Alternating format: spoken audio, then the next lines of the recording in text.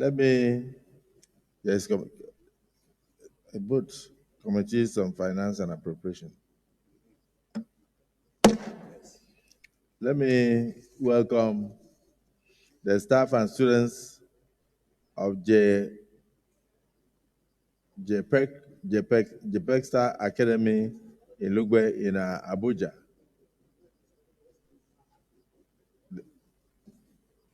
And also the Corpus Forum of the Senate President State, Akwa Ibom State. They are serving in Abuja, and the youngsters from Lugbe are also in the chambers in the gallery to observe the state Senate proceedings. I want to wish all of you fruitful observations of today's proceedings. And may God take you back safely on your return journey to your destinations. You may be seated.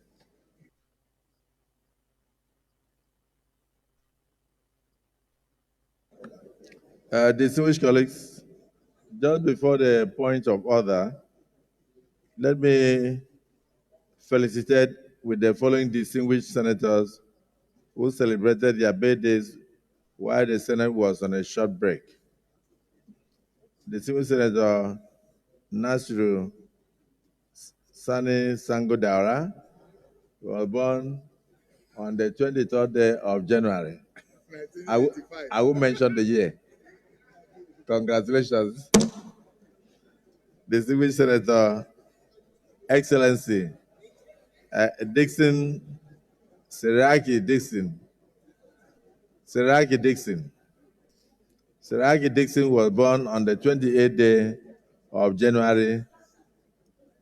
I will mention the year. Congratulations. Distinguished Senator Abubakar Abdulaziz Yari happens to be the birthday mate of Seraki Dixon, 28th day of January. Distinguished Senator Igbisagba Emmanuel Olajide was born on the 2nd day of February.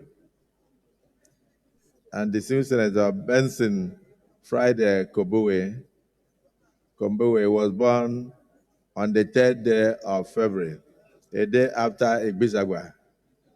So I want to say happy birthday to all of you on behalf of the 10th Senate of the Federal Republic of Nigeria.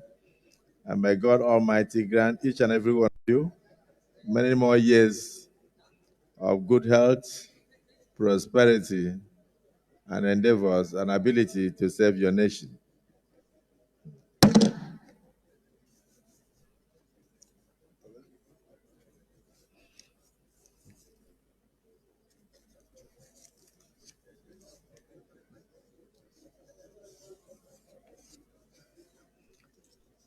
The family of late Lieutenant General Jeremiah Oseni has sent in a letter of transition.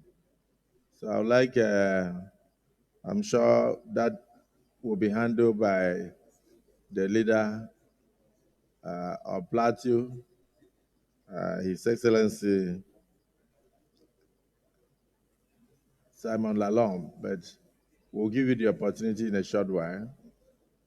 And then, of course, we have another major announcement of an earthquake movement from the smaller parties, particularly the opposition to the All Progressive Congress of Nigeria, so far the largest party in Africa. And after Lalong, I will take that. From the clerk of the Senate, this is to inform Your Excellency that the clerk of the National Assembly has conveyed the approval of the National Assembly on the appointment of Honorable Ibrahim Zagari Sarina to replace Honorable Abdullahi Atta as a commissioner in the Public Complaints Commission, representing Kano State. This appointment takes effect from today, Wednesday, the 5th day of February 2025.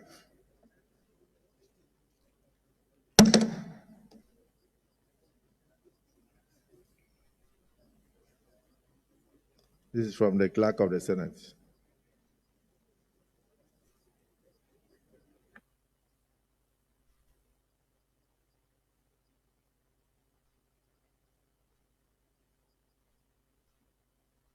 Hallelujah.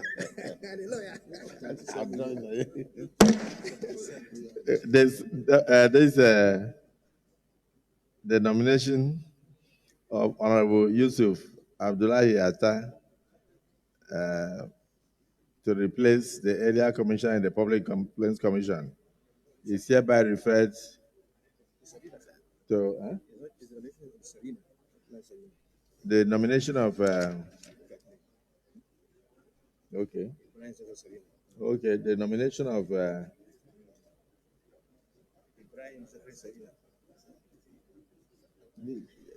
Kano is causing too much confusion.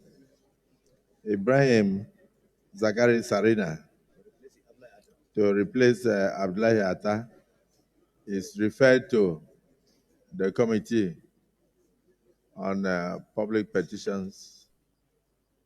Distinguished Senator Naida to report. Point of order. Point of order. Yes, sir. Distinguished Senator Simon Lalong. No, Oh. Very important, sir.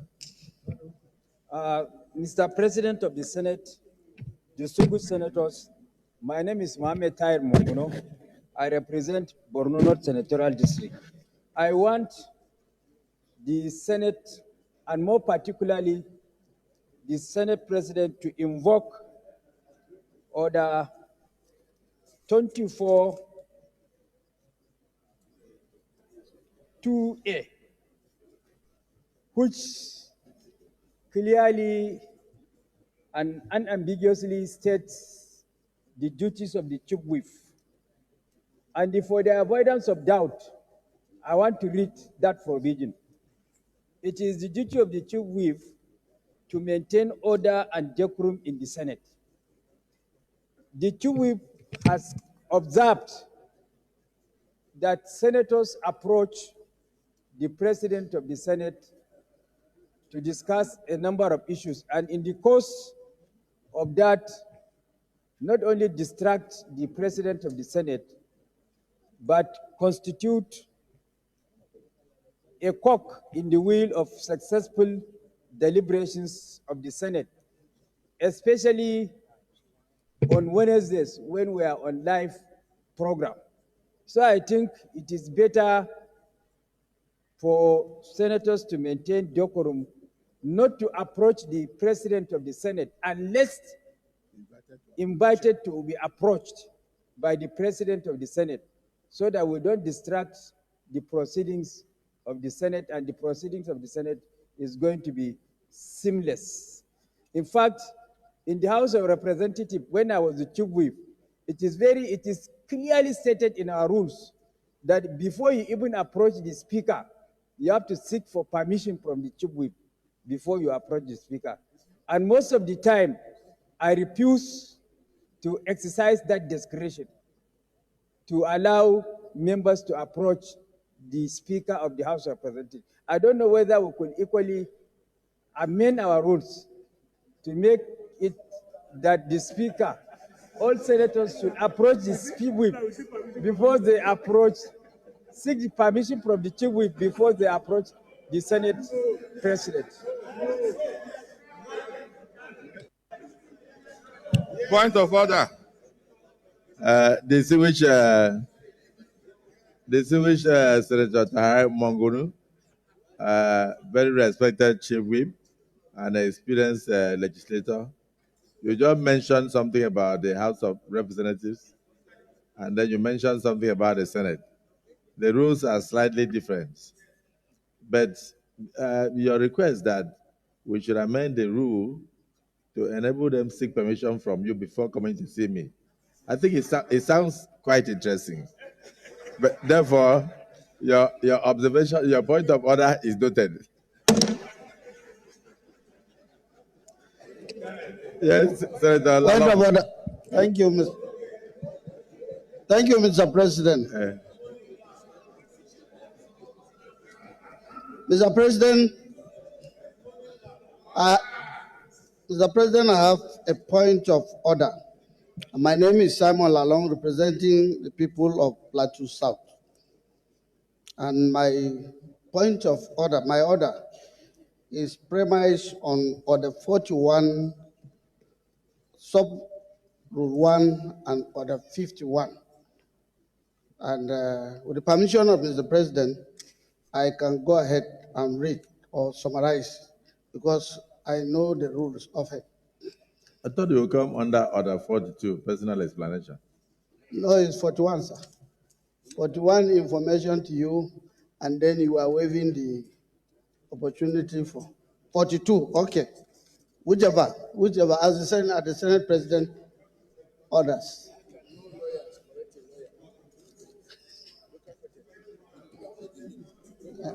Huh? 42. I take 42, Mr. President, sir. Thank you. So, yes. As Mr. President. Distinguished colleagues, yes. Under Order 42, the leave of the Senate must be sought. He has approached me, and in fact, he sent in a letter to inform me of the demise of late Lieutenant General Jeremiah Husseini, distinguished senator and general of the Nigerian Army, and he felt he should bring it up for the attention of the Senate so that we can do the needful. Is it the view of the Senate that he be allowed to proceed with the motion? Those in support say aye. Those against say nay. So you may go ahead. Yes, yes, sorry, the Senate leader has something. Mr. President and very distinguished colleagues, it's just to remind Mr. President of the second leg of the humble request by our colleague, distinguished Senator Simon Lalong. Mr. President, distinguished senators of the Federal Republic of Nigeria, it is not consistent with our rules at this point to stand up to ask for a suspension of our rules because we have not even commenced the business of the day.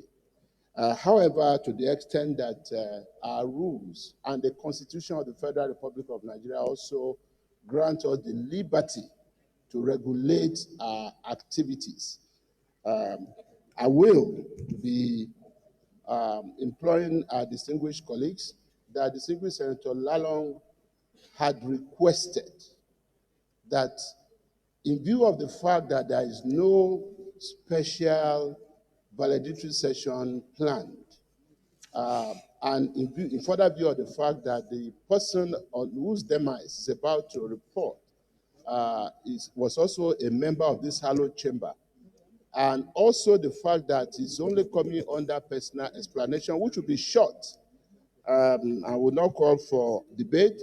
He has requested that members of his family who are around and about be allowed into the chamber while he moves his motion. And for us to be able to do this, yes, so in view of this, it is my opinion, one, and it is the candid opinion of His Excellency, the Deputy President of the Senate, that subject to your discretion and the discretion of our colleagues, it should not be Order 42. It should be Order 41 and 51, so that if there's any distinguished senator here who wants to say anything, you can keep it as short as possible. But one or two people who might want to say anything, who serve in this hallowed chamber with him, or who work with him either in the cabinet, as minister, or in whatever capacity, should be able to say one thing or the other in the presence of his family members. So, and Mr. President, let me also assure our colleagues that we have a very light order paper today. We don't have so much, because pending the time we pass our budget, we are trying to be mindful of what we put on the other paper so that members of our preparation committee can continue to do their work. So in view of all of this, Mr. President, please permit me to most humbly move for the suspension of our rules, specifically Order 12 on floor privileges to allow strangers to come in. And I'll be specific. Members of the Senator Jerry Hussaini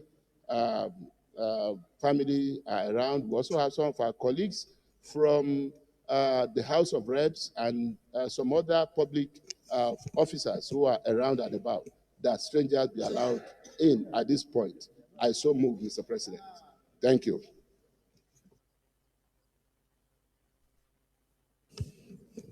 Mr. President, distinguished colleagues, I rise to second the motion, ably moved by the Senate leader, to allow our colleague come under Order 41 to enable other members present here to make contributions, if any. I so second. Well, the distinguished colleagues, the Senate leader has brought to our attention that this is not the normal procedure of the Senate, and he has made a request that we suspend our rules in line with Order 1B, which allows us to regulate our activities, and thereafter allow the Senior Senator Simon Lalong to proceed with the eulogy of our demised colleague, Senator Jeremiah Hussaini, Major General retired, and also allow his family members to come in. But we have other requests in that line. So I would rather put the question, one, is it the view of the Senate that we suspend our rules to allow strangers to approach the hallowed chamber of the Senate? If so,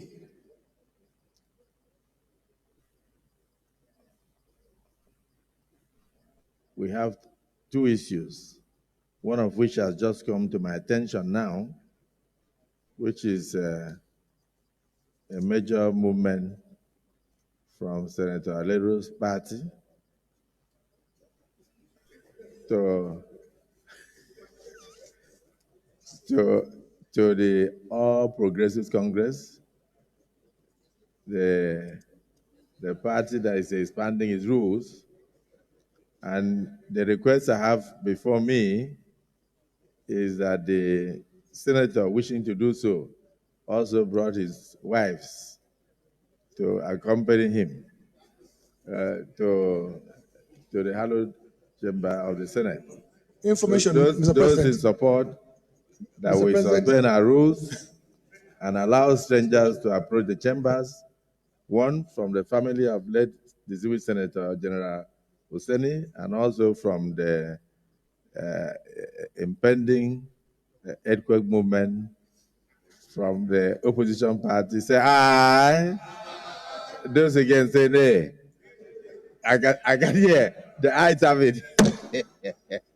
So the Senator Simon Lalong, the family of late General Hussaini are moving. Okay. And then the family and the wives of the intending defectee can also move into the chambers. I so rule. So,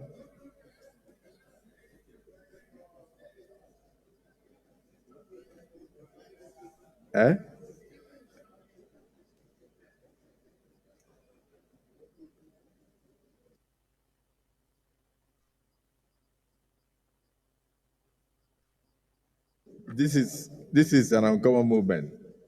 Senator Lalong, Please proceed and allow the family to come in. Thank you, Mr. President. And I also thank the leader for that modification. Mr. President, the order is as amended. And this order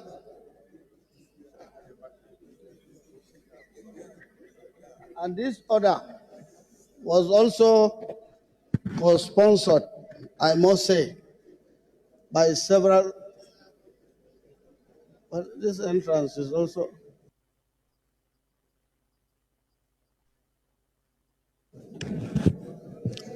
Order, please. Distinguished senators. Order, please. Distinguished senators, resume your seats, please. Resume, Senator Simon Lalong. Your time is almost over. Resume your seats, please.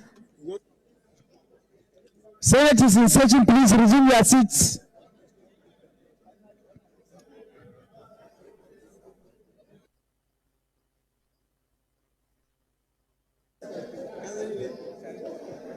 Mr.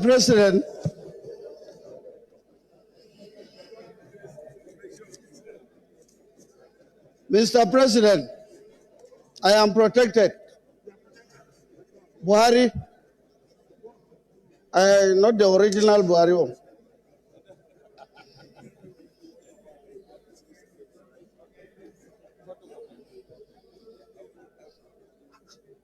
Mr. Senate President, Wadada. Address the chair. Go ahead. Thank you, sir. Mr. President, thank you for the privilege. Mr. President will even like to know that the two orders are in my favor. Both the one to eulogize our leader and also the one for Ned. Because Ned is coming to a house. I asked him whether he was coming through the window. He said he's coming through the door. I said, at the DG campaign, he has not told me, but he has formally apologized. So I take him through the door. But on a serious note, Mr. President, today's motion is co-sponsored by Senator Dickett Plank, Senator Onao Ogoshi, Senator Adams Oshomole, Senator Wadada Aliu, Senator Pam Dachu, Senator Emosuen N. Bernard, Senator Ede Dafinone, Senator Joel Owo Mazuno, I don't know how to call that name, and Senator Ned Woko Munir, and Senator King Gibbon. All these two groups, because the deceased senator was the governor of the old Bendel, comprising of Edo and Delta. And he was also the Sardona of Plateau and Nasarawa. He was the minister for FCT. Mr. President, certain that Senator General Jeremiah Timbut Husseini, DFS, FFS, PSS, MNI, CFR, the Sardona Plateau and Nasarawa passed away on Thursday, January 23rd, 2025, at the age of 82, following a protracted illness. You also note, Senate will note, that the late Lieutenant General J.T. Husseini was born in the present-day Lantang North local government area of Plateau State on the 16th of February 1943 to late Malam Husseini and late Mama Dorkat Husseini. Senate will also note that Lieutenant General Husseini joined the Nigerian Army in 1962 and therefore had a distinguished military career where he achieved, among others, a diploma in military transportation from the United States Army and went through notable institutions, including the British Army Apprentices Colleges, Chepstow, UK. Command and Staff College, Jaji, and the National Institute for Policy and Strategic Studies, School, Jos. He was a fellow of the Nigerian Institute of Management and also fellow Chartered Institute of Transport, UK and Nigeria, and distinguished fellow of the War College. Senate will also note further that during his many years of meritorious service in the Nigerian Army, he held various military and political appointments before his retirement. He was the Director of Supply and Transport of the Nigerian Army, the Director of Ordnance Services of the Nigerian Army, and the Quartermaster General of the Nigerian Army. He coordinated the establishment of the Nigerian War College, now Defense College, and became its pioneer commandant.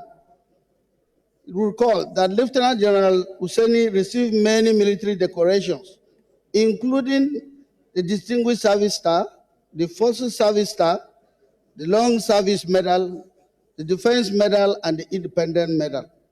And also recalls that on the political scene, he was the chairman of the Nigerian Railway Corporation. He was military governor of all Bendel State, now Edo and Delta State. And he was Minister for Transport and Aviation. He was the coordinator of movement for defense headquarters from Lagos to Abuja in 1993, and the Minister for Federal Capital Territory from December 1993 to August 1998. While in the FCT, he was appointed chairman of the National Traditional Rulers Forum and Leaders Sector. It was also recalled that despite being a thorough soldier throughout his career, his friendly and social disposition, both within and outside military cycles, earned him his affectionate nickname, well known over Nigeria and beyond, Jerry Boy. Aware that during his foray into partisan politics, after he retired from the Nigerian Army, Lieutenant General J.T. Hussaini became the Deputy National Chairman North of the All Nigerian People's Party, ANPP, 2003. He was also the founder and chairman of the Democratic People's Party, DPP, and he was a senator representing Plateau South Senatorial District from 2015 to 2019. He was the governorship candidate of the People's Democratic Party in Plateau State in 2019 elections, during which he earned the name Baba Metuo, meaning the food giver.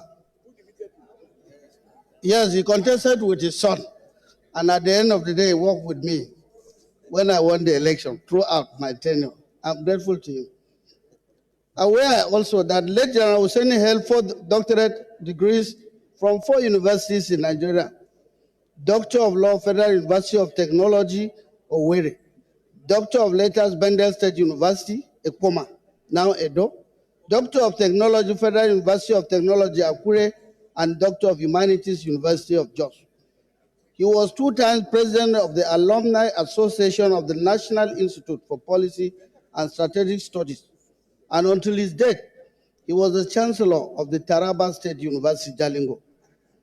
Further aware that in 2011, he was conferred with the national honor of the Commander of the Federal Republic, CFR, that as a nationalist who had no boundaries, Lieutenant General Hussaini earned numerous chieftaincies / traditional titles from various states of the Federation, including the Sardauna Plateau and Nasarawa State, the Marafan Lantan, the Emoloa One of Asaba, and so on.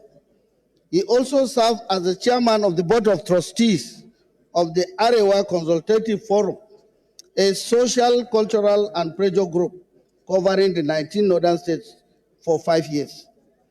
Convinced that late General Hussaini, Dr. Hussaini, Jeremiah Timbud Hussaini, MNI, Sardauna Plateau, and Nasarawa State was an elder statesman whose philanthropy and contributions to peace and national development will undoubtedly be greatly missed by the Nigerian state. Accordingly, resolved: 1, to observe 1 minute silence in honor of late General Jeremiah Timbu Husseini, DSS, FSS, PSC, MNI, CFR, Sadona Plateau, and Nasarawa State. 2, to urge the federal government, especially the Minister of the Federal Capital Territory, to revive the name of the Kado Housing Estate, to Jeremiah Timbu Husseini Housing Estate, as it was originally named. And 3, to send an official delegation to condole with the family of the late Senator Jeremiah Timbu Husseini, DSS, FSS, PSC, MNI, CFR, as well as the government and the people of Plateau State. Mr. President, distinguished senators, here in these chambers is his first daughter, who is also incidentally married to a former senator, Senator Bali, and all other siblings, children of Jeremiah Husseini and his grandchildren. It will also interest the Senate to know that Jeremiah started the building of this structure of the Senate National Assembly, and so I stand with the others who are going to contribute to move that we observe 1 minute silence and also urge the federal government to emulate him by renaming the Kado Estate. I so move, Mr. President, and thank you for the privilege.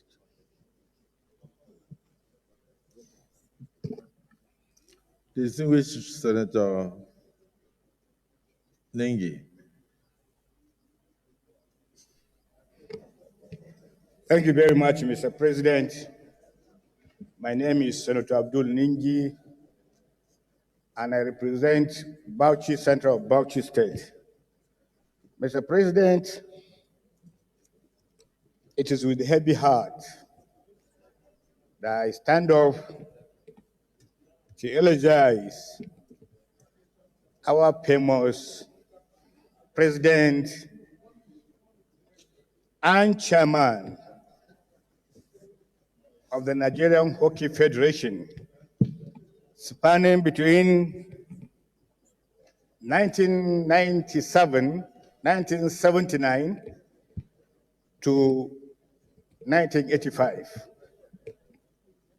I have listened with rapt attention the eulogy from Senator Lalong. I think he did a very good job on that. And let me say, for a start, Jerry Boy, an officer and a gentleman, I came to know him while I was at the university in my first year as the chairman and president of the Nigerian Hockey Federation. The first impression you derive from Jerry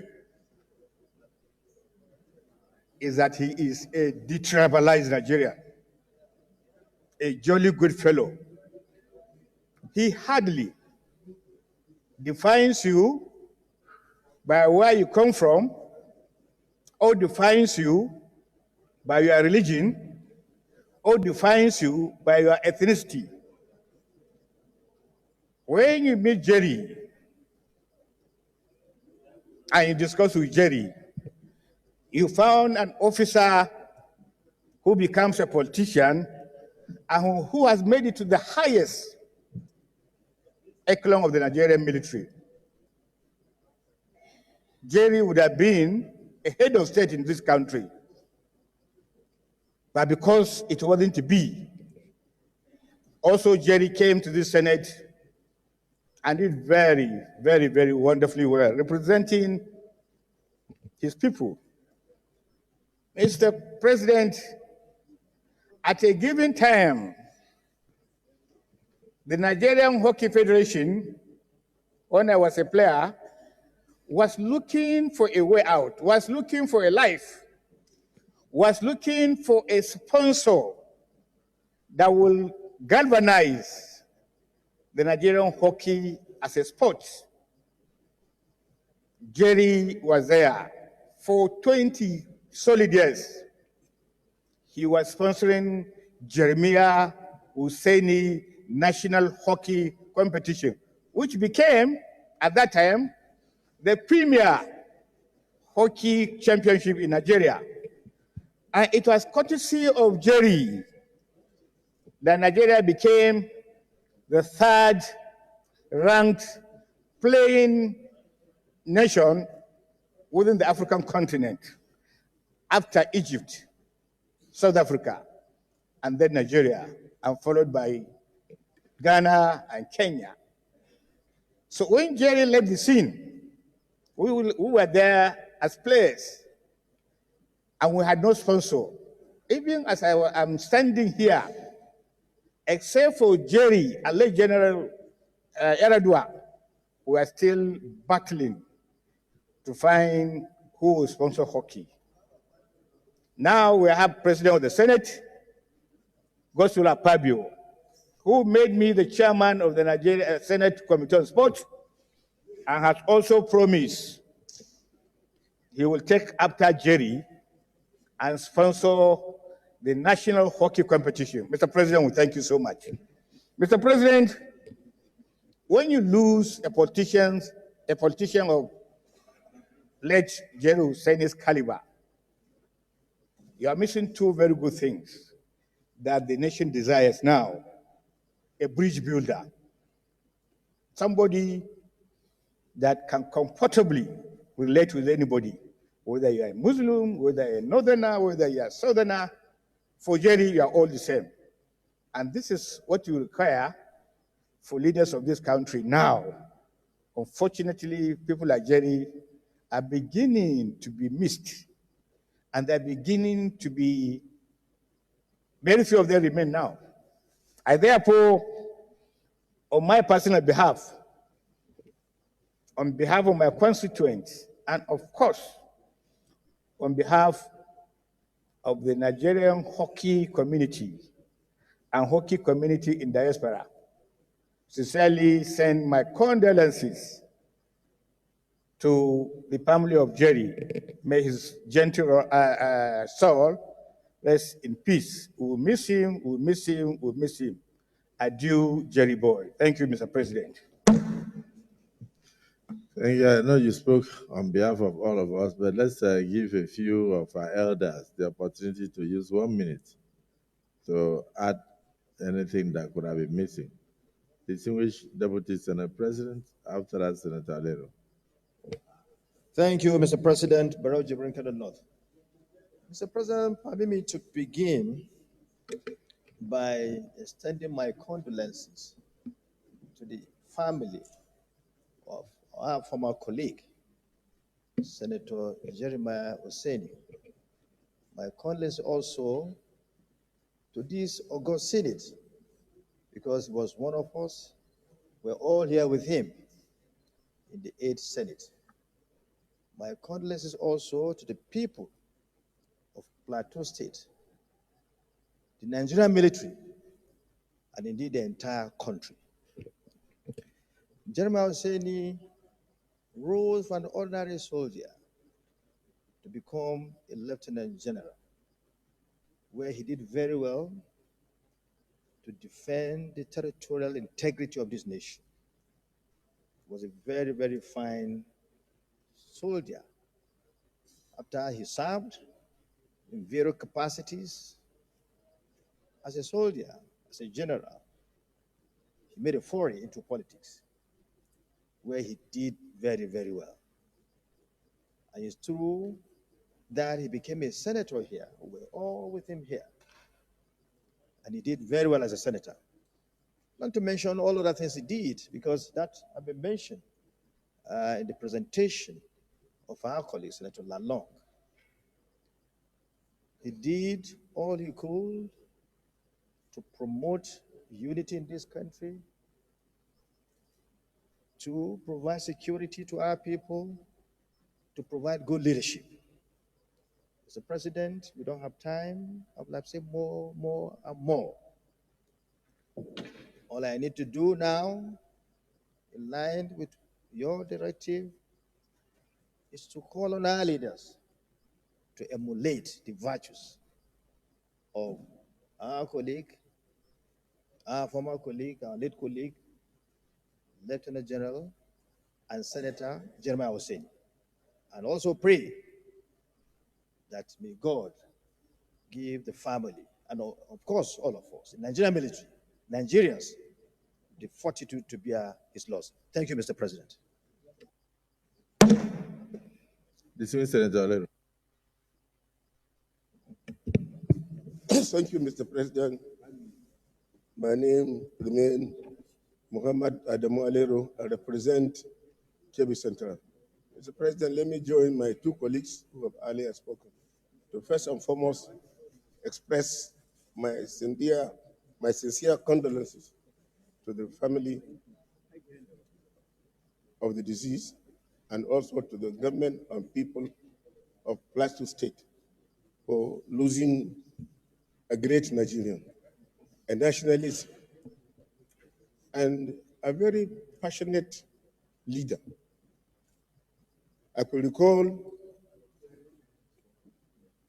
General Oseni took over the leadership of ACF when peace was badly needed in the 19 northern states. And he did his very best to ensure that the unity and stability of the 19 northern states remain, remarkable. He achieved a lot by reconciling various ethnic groups that were in war with each other. And as a military governor of old Bengal State, he did quite a lot. He achieved a lot of infrastructural development in the old Bengal State. And he laid foundation for the development of the old Bengal State, and many of us could remember what he has done. And as a minister of Federal Capital Territory, he did quite a lot. In fact, the Kado Estate, my colleague mentioned, Senator Lalong, was built during his tenure. And he started the building of the largest estate in West Africa, that is Gorimpa. And up to today, it remains the largest estate in the whole of West Africa. And many civil servants were housed in that estate. During the monetization exercise, many people benefited from the sale of houses at that time. And we remember him also as a soldier who fought for the unity and stability of this country. He served the country very well. As a senator, he was always very passionate about the unity of this country. And he contributed a lot in the development of education in Nigeria. I remember he sponsored so many bills relating to education. So there is no way such a leader will go without mentioning his contributions. Mr. President, in addition to what he did, he also formed the National Council of Traditional Rulers, which today remain the main body of traditional rulers in the country that unites both Christian, Muslims, people from different ethnic groups to come together and discuss on how we can maintain peace in Nigeria. And up to today, they relate very well with the government and give advice on how peace will be sustained in Nigeria. So we will miss General Hosseini, we will miss him, and we pray the Almighty God will grant his family the fortitude to bear this irreplaceable loss. And we pray that Almighty God will also make him rest in perfect peace. Thank you. Thank you. The distinguished Senator Alero was also a one-time minister of the Federal Capital Territory. And in his eulogy, he has highlighted the achievements of our demised Lieutenant General Jeremiah Oseni. I do know I'm particularly impressed with the fact that he conceived not just and built not just Kado Estate, but also the largest estate in the whole of West Africa. That is the Kwarimpa estate. So I think a lot of people are not aware of that. And not just his exploits in the army. So in totality, wherever he found himself, he met serious inputs. Let me hear also from a few of his constituents who were close to him at the home front. The senior Senator Plank. The President of the Senate, our leader, distinguished colleagues, I am Senator Dicket Plank, Senator representing Plateau Central. President of the Senate and my colleagues, I rise to support in its totality what my leader earlier said about our beloved father, Senator Lieutenant General Jerry Husseini. Your Excellency and my colleagues, in 1985, I went to Form 1 in Boys Secondary School, Gindri. From 1985, I went to Form 1. From a rural village, and coincidentally, a missionary school, and coincidentally, the first child of J.T. Husseini was my classmate in Gindri. We went to Form 1 together. And because of her being my classmate, I saw convoy for the first time in my life when JT came to visit his daughter in Gindri as governor of Bendel State. The loss of JT, I won't talk much as those he has worked with, but for those of us back home, there's a tribute about him that we need to learn from: humility. JT's with humility translate to his children. If you see his children, sir, you won't know they are JT's children. JT was a giver, like yourself, Your Excellency. He was a giver indeed. The same thing flows down the children. The first daughter seated there was my classmate. There are so many of our classmates that economically she has emancipated. You won't know that she's JT's daughter. He is able to translate his humility down to his children and his family. And I think it's a tribute that we would need to learn. I do know that the people of Plateau,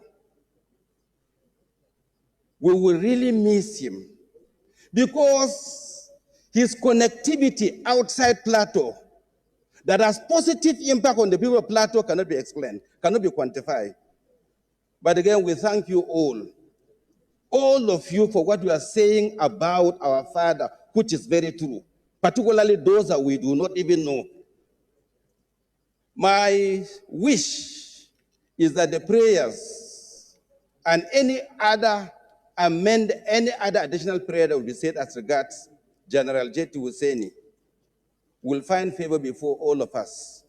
Because good deeds, when they are well rewarded, it encourages the living to leave behind what tomorrow they will be remembered for. May God Almighty, maker of heaven and earth, grant him a peaceful rest and grant the family and all of us the fortitude to bear this irreparable loss. I thank you. Distinguished Senator Victor Ome, we are moving from zone to zone. Thank you, my distinguished Senate President, distinguished colleagues. Relations of our late brother, Senator Jeremiah Husseini, My name is Senator Victor Ume, OFR. I represent the people of Anambra Central Senatorial District. Thank you, Mr. President, for recognizing me because I was itching to say something about Senator Jeremiah Useni. In the 8th Senate, Jerry Useni sat in front of me, well behind there, and I sat directly behind him in all the plenaries. And what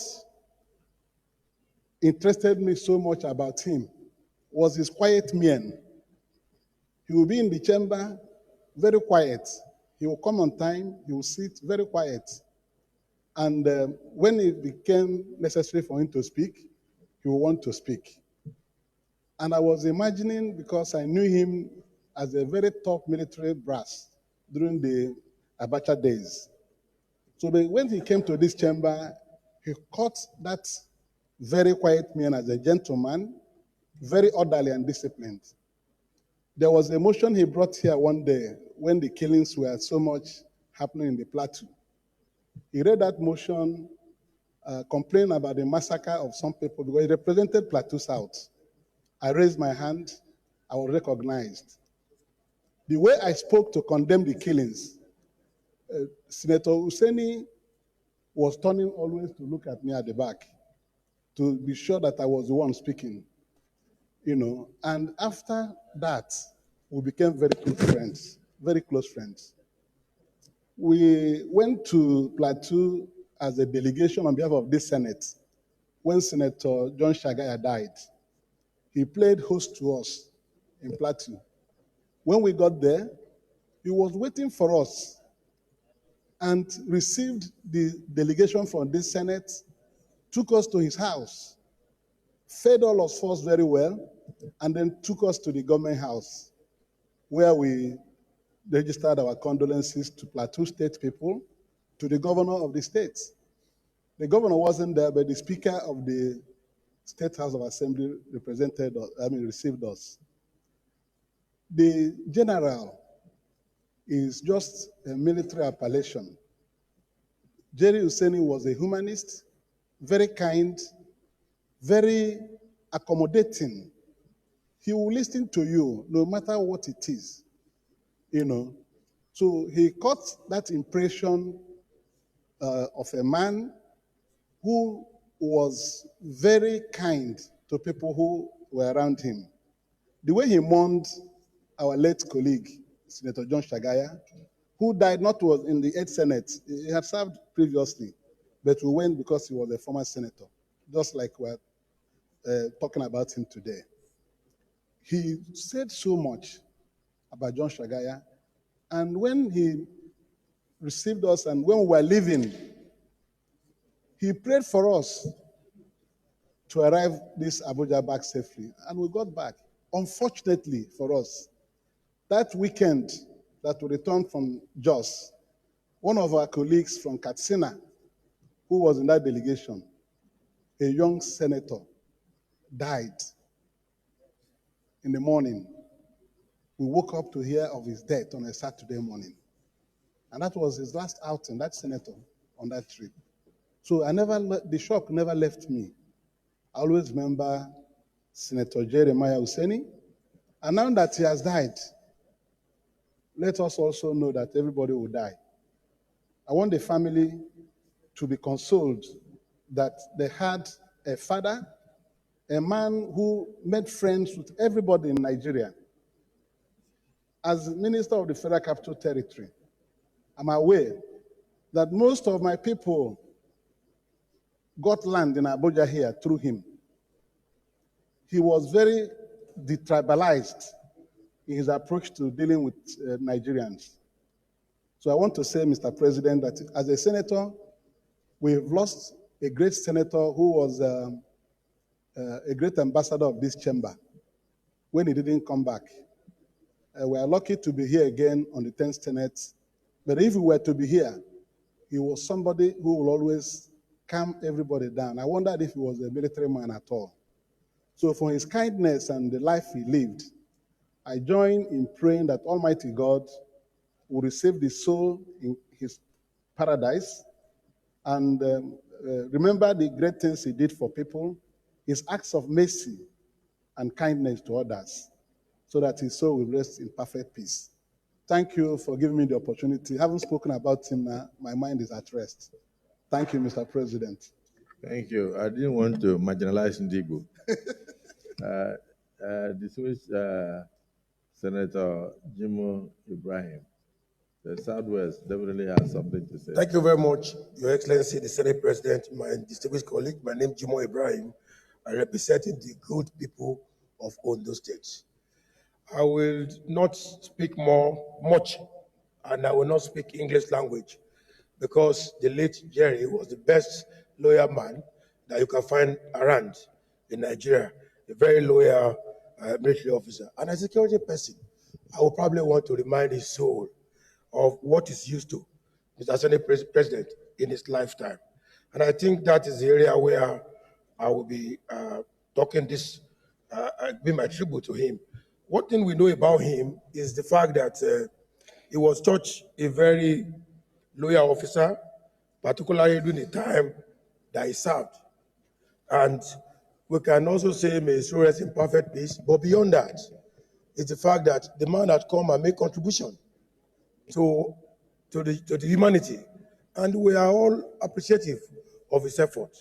To the family left behind, I want you to know that we are celebrating him. It's a life that called for celebration, where you have impact on humanity, and we must celebrate church fellow. So his departure is well made. And we in the State Senate, we don't have any regret beyond the human moral feeling of the body that we felt that, oh, which is still around.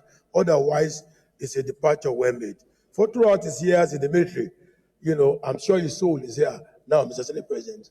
He will be used to languages such as Alpha, which is the real Oga, you know, Bravo, Charlie, Echo, Delta, Romeo, Zulu, and all that. These are the military languages that we're used to and was proud of in his lifetime. Mr. Senate President, our own uncommon Senate President, serial patriots, I want to thank you very much. And I want to forgive me this opportunity to make my contribution. All I want to say, the last word, is may his soul rest in perfect peace. And that is Romeo Indian portraits to our own Jerry Husseini. Thank you, sir.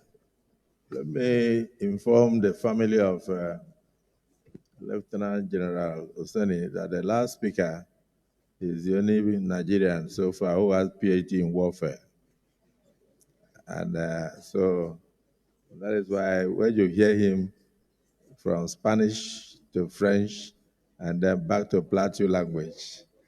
So thank you for Professor of War. Thank you. You know, Jeremiah Husseini was also an administrator and a governor. So my brother, distinguished Senator Governor Ojus Okalo, you may have a minute to say something.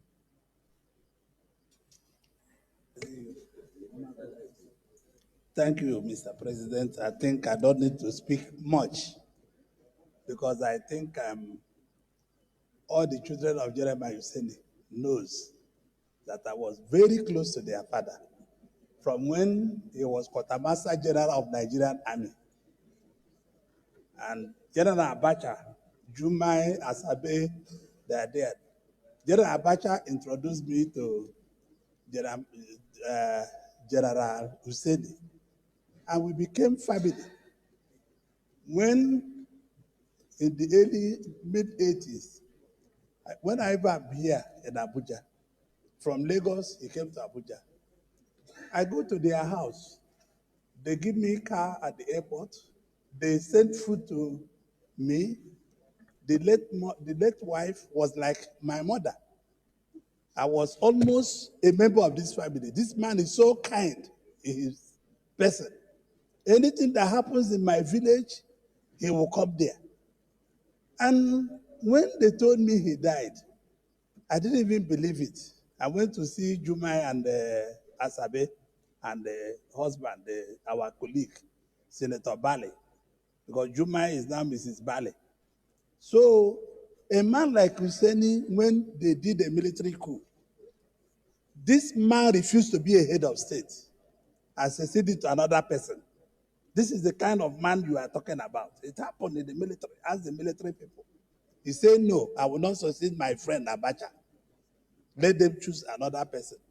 He was senior to General Absalam, and he appointed General Absalam to be head of state. And this is the kind of man. I don't want to talk about Jeremiah Husseini because he was an easygoing man. He was a man that loves Nigeria. He was a man that loved people, the people's person. So talking about him is not just the right thing to do. It's just for me to say, may his soul rest in peace. He was a good, jolly good fellow. He was committed to humanity. He was committed to friendship. He was committed to anything you can do. Some of us, it was the general that put us in business. That is the truth. When he was quartermaster general. So I cannot write my history. There are few Nigerians I can't write my history with it, without. General Husseini, General Abacha, General Babangida, General Absalam, and a few of them, and Professor Jibril Aminu. It cannot be completed without putting this. This is a man that when he was Minister of Federal Capital Territory, he gave out land freely. All the properties I owned here, allocation were done when he was Minister of Federal Capital Territory.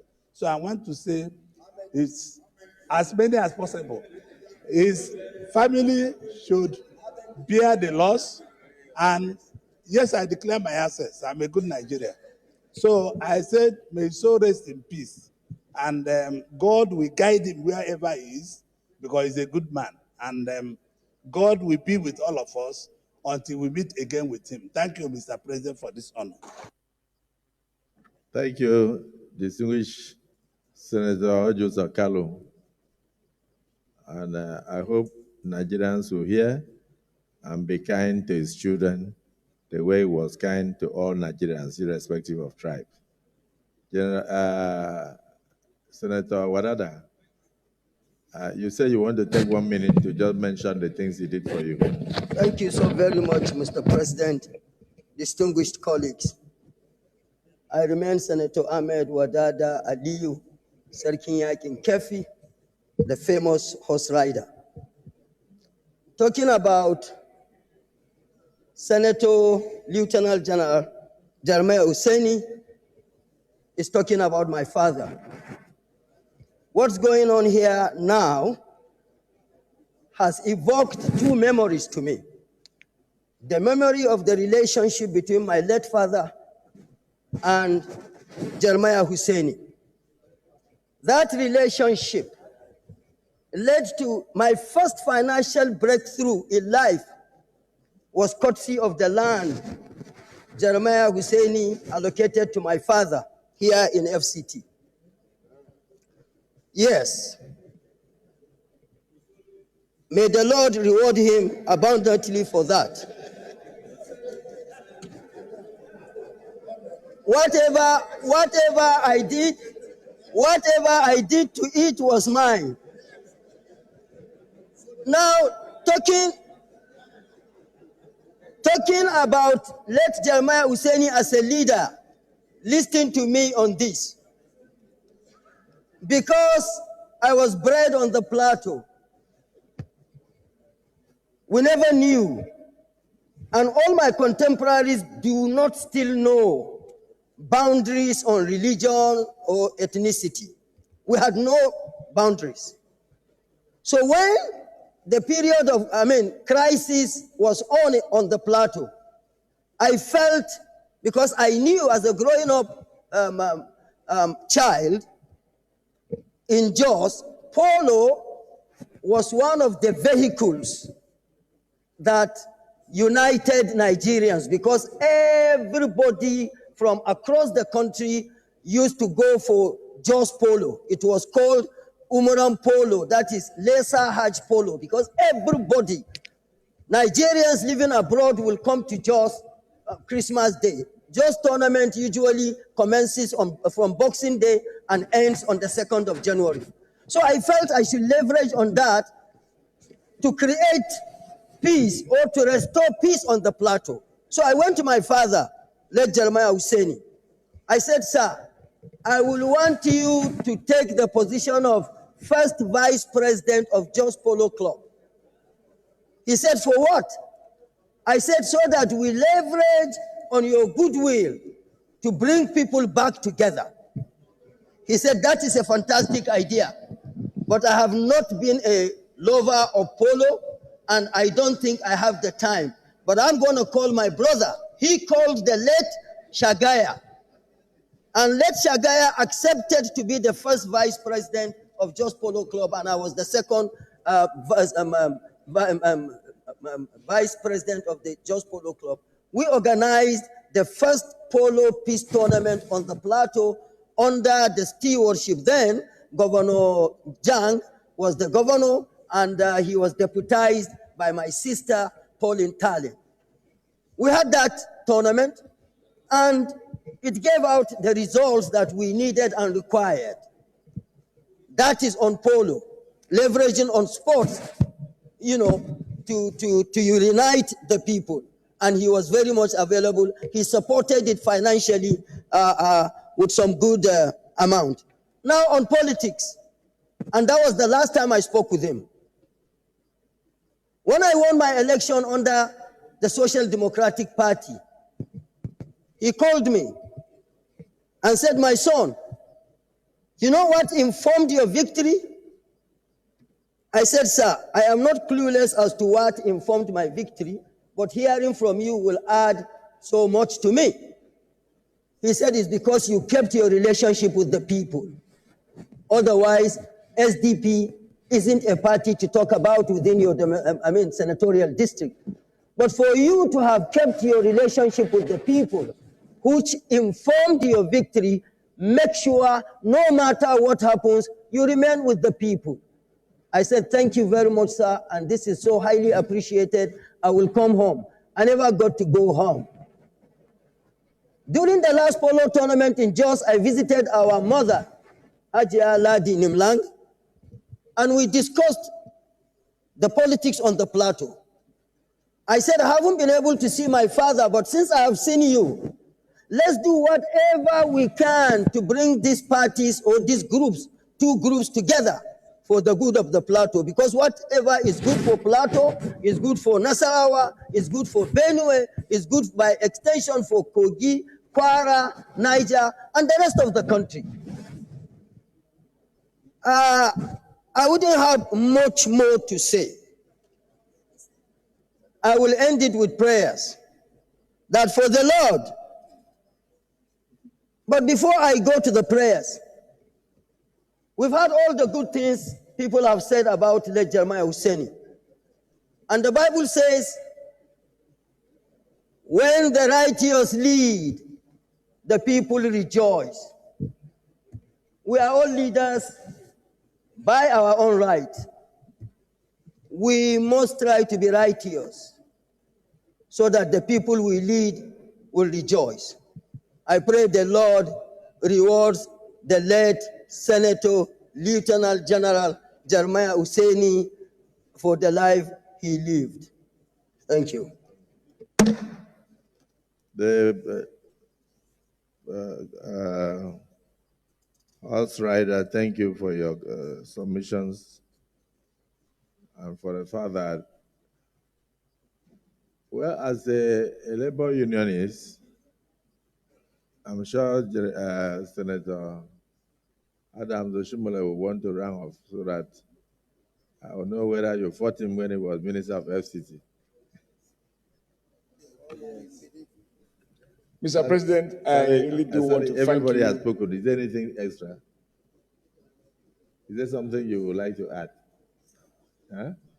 Because of time. Because of time. So please. Mr. President, I really want to thank you for the privilege of allowing me to add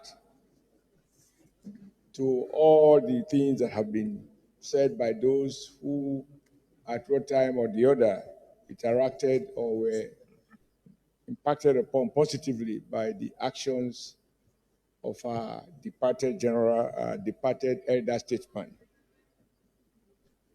Professor, I am from Edo State. which is part of, was part of Bende State, and General Hussaini was our military governor. In those days when some soldiers, if you write a bad story on their bad day, they can get your head shaven.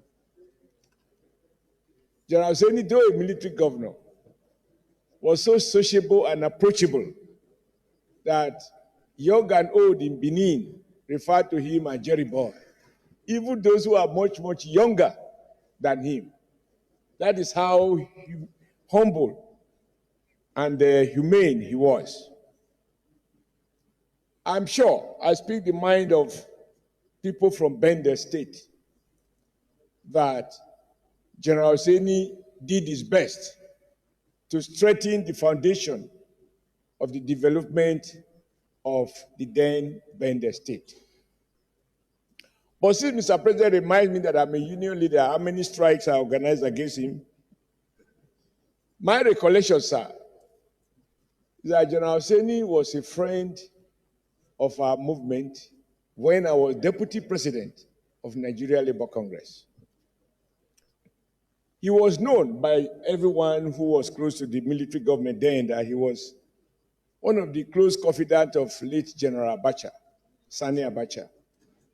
And when General Abacha decided to dissolve, to proscribe the Nigeria Labour Congress, we were informed by General Hussaini, confidentially.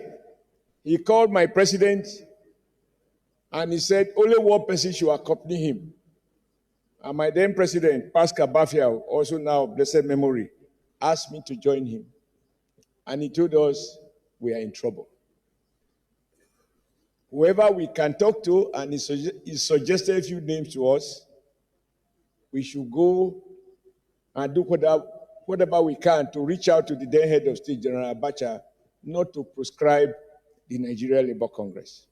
But there were forces pressing that NLC be proscribed. We didn't seem to believe it, but we tried to make contact here and there. But within the next 24 hours, the Nigeria Labour Congress was proscribed and all of us were demobilized. Now, what I think is important here is that General Hussaini felt that it would be wrong to dissolve all the most potent civil society organization in Nigeria, even other military role. And he took the risk of sharing a privileged information with us, hoping that that will help us to run around and cause General Abacha to change his mind. Even though in the end, NSC was proscribed, but Hussaini will be on record as one of the senior generals who were opposed to that move. And therefore, seeing the family here, we are all reminded that he or she who was born will die. What will never die is what we did while on earth. For those who do good, they will be remembered for their goodness, and those who thrive in wickedness will be recorded in their favor. General Hussaini was sociable. He didn't rule with iron feet.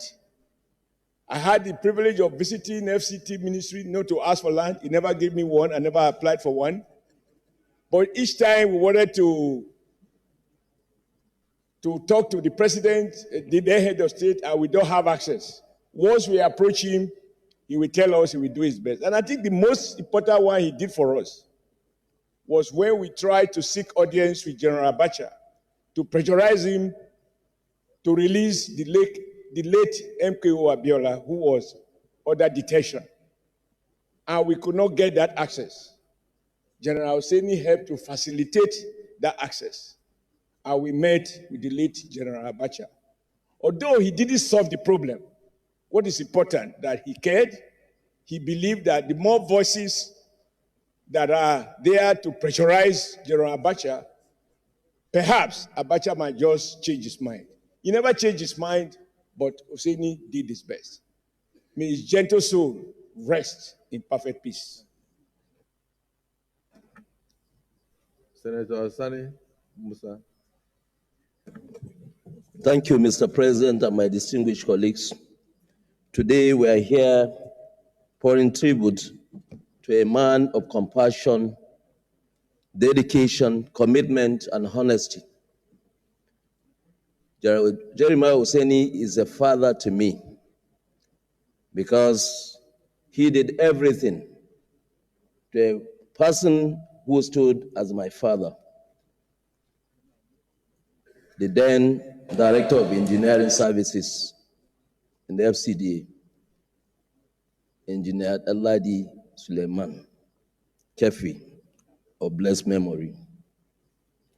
Mike crossed Jeremiah Hussaini first during the 1 million man march in Abuja, because I was one of the organizers. And I can say it loud, the interest of Nigeria then was paramount before the general. Was the one you organized, was it for Nigerians or for the military? We did it for Nigeria. Not for the military? We did it for Nigeria. Okay, so go on. We did it to support democracy in Nigeria. So Jeremiah Hussaini became very famous in Abuja because nobody have come across him with his application seeking for plots, and he will not approve that plot. Anybody that says that, we should go back and check. 2, His Excellency, the late Jeremiah Hussaini, name cannot, any history of Abuja cannot be made without putting his name and the imprint of this FCT and Nigeria, because most of the developments you see today were also propelled by late Jeremiah Hussaini. And I will recall again, during my wedding in Kefi, Jeremiah Hussaini was the chairman, and cameramen were pouring in because they said they want to have a glimpse of Jerry Boy. So they kept flashing, and he said to one of his security details, "Give me one of those cameramen." Open the camera, and those days it's not digital camera, it's a camera that you put film. So by the time they opened the camera, there was no film inside, it was only the flash. He said, "I told you." And everybody now cheered, just to tell you how humble, how his humility is. And he makes everybody laugh at that occasion.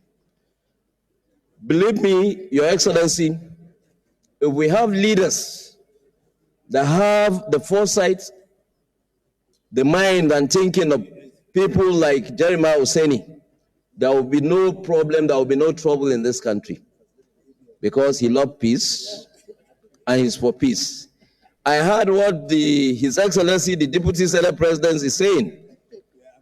Jeremiah Hussaini is more progressive than some people that claim to be progressive, because he believed in Nigeria. He stood to fight for Nigeria, for the unity of this country, and that is undisputable. As a military man, as a politician, as a philanthropist, he has played his own part, and history will remain very kind to Jeremiah Hussaini. May his soul rest in perfect peace. Well, I suspected that the distinguished Senator Sani Musa had a confession to make, and that was the reason why he kept raising his hand. And distinguished colleagues, you can now know that the SSS will have to question him on his role under the Association for Better Nigeria, because the 1 million man march was under the ABN, Association for Better Nigeria, in favor of General Abacha. So it's time now for him to be questioned. on his role during the military era. But we acknowledge that you did it very well. So thank you for your contributions. Now, the minority leader of the Senate, you are raising your hand. We have only 30 seconds. We have done very well. We've done justice to the soul and Thank the you very spirit much. of late General. Thank you, Mr. President. Distinguished colleagues, I want to say that today, in spite of the sad situation in which we find ourselves, I am very elated. Elated because the man in question, even sadly, has left us, is a prominent and illustrious son of the Benue Plateau set. And so I just want to simply say that Nigerians, I thank you, because across the aisles, you have expressed very kind sentiments on one of our brothers. And I thank God for the family. I thank God for those of us who also come from that part of the country, that this person, that everybody has sung praises of his name, even in death, comes from our place, comes from the place that we come from. And for the family, I want you to be consoled by the fact that your father, your husband, your in-laws and relatives has lived a very impactful life. For us as human beings, we would have loved very much that our loved ones lived with us to eternity. But God has configured for all of us our own times, the time that we are born and the time that we die. And I want to say this, finally, according to Shakespeare, no comments are heard when beggars die, but even the heavens themselves blaze forth the death of princes. I wish him a peaceful rest in the bosom of the Lord. Welcome. Thank you very much, Mr. President. Well, with that, we thank our brother, distinguished Senator Simon Lalong, for bringing this motion of urgent national importance on the demise of Lieutenant General Jeremiah Oseni, a distinguished patriot, a distinguished nationalist, and of course, a senator of the Federal Republic of Nigeria. I want to also use this opportunity to thank the family for coming along to the hallowed chambers. This is where your father served, and this is where he met his friends. This is the elite club. They say the most elite club in the world happens to be the Senate. So your father also belongs here. I know he belonged to the military, he belonged to the administrative class, he belonged to the governorship class, he belongs to the ministerial class, everything you can think of. I had the opportunity of working closely with him in the 8th Senate of the Federal Republic of Nigeria, where I was the minority leader. And even at his age, he used to refer to me as his leader. And so I can attest to the humility he displayed. And I have no doubt that God will give you the enablement to bear this irreparable loss. May his gentle soul also rest in perfect peace. So we go to the prayers.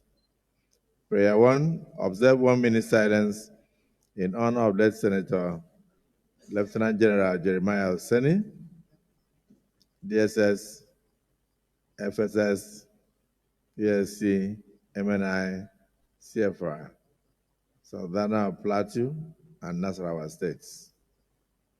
Those in support of prayer 1 say aye. Those against say nay. The ayes have it.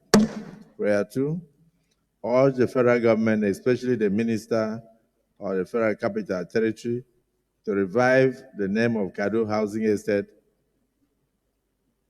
to Jeremiah Oseni Housing Estate, as it was originally named. Those in favor of prayer 2 say aye. Those against say nay. The ayes have it. Prayer 3, send an official delegation to attend the burial obsequies and then also condole with the family of late Senator Jeremiah Oseni as well as the government and the good people of Plateau State. I will say that we have already condoled with the family. What will remain now will be the good people of Plateau State and for us to attend the final interment. So we'll have a committee to do that. Those in favor of prayer 3 as amended say aye. Those against say nay. The ayes have it. May we now observe 1 minute silence in the song. May the soul of distinguished Senator, retired Lieutenant General Jeremiah Hussaini, rest in perfect peace.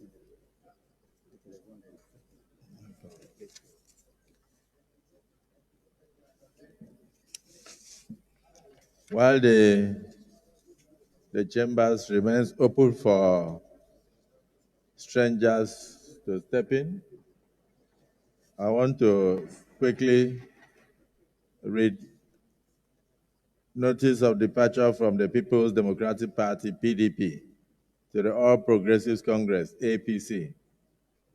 I write to formally inform you, distinguished Senate President and distinguished senators, of my decision to resign and hereby resign my membership from the People's Democratic Party, PDP, and consequently join the All Progressives Congress, APC.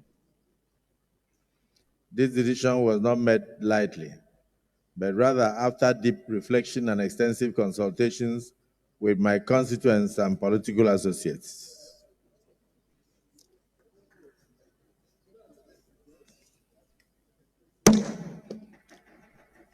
And stakeholders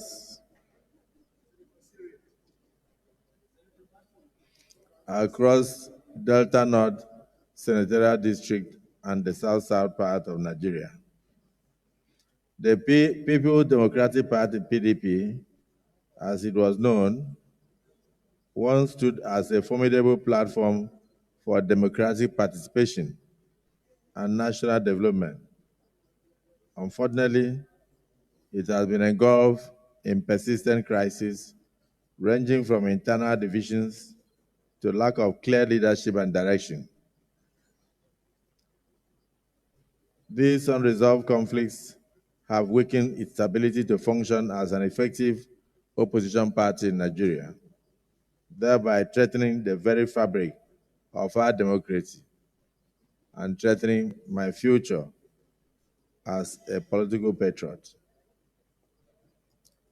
Mr. Senate President, democracy thrives on a strong and credible opposition that keeps the government in check, promotes accountability, and ensures that the voice of all Nigerians,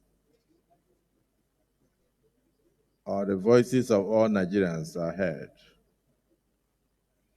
The continued deterioration of the PDP through various crises raises serious concerns about the future of multi-party democracy in Nigeria. If urgent steps are not taken to address this national emergency, Nigeria risks sliding into a dangerous one-party system, which history has shown to be detrimental to governance and national stability. In view of this, I urge the Senate to take this matter seriously by setting up an ad hoc committee to investigate the crisis within the People's Democratic Party, and hereby recommend, and I want to read that again. In view of the need to maintain multi-party democracy in Nigeria, I urge the Senate to take this matter seriously by setting up an ad hoc committee. It did not suggest who should head it, so it didn't mention Senator Abaribe, to investigate the crisis within the People's Democratic Party and even go ahead to recommend a way forward in order to safeguard opposition politics in Nigeria. This ad hoc committee should examine the root causes of the PDP's political internal implosion and engage relevant stakeholders and propose reforms that will ensure the survival of a viable opposition in Nigeria after the demise of this PDP. I remain committed to serving the people of Delta North and contributing to the progress of our dear nation. Accordingly, I hereby request that my new party, the APC, accepts me into their fold and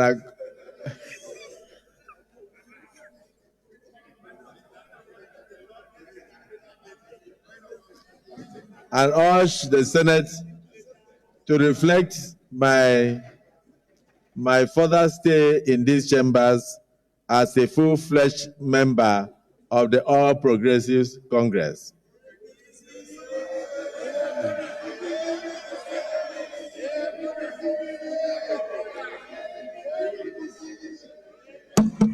Mr. Senate President, kindly take my recommendation for this ad hoc committee seriously, because as I speak now, the PDP is almost dead and about to be buried with my defection.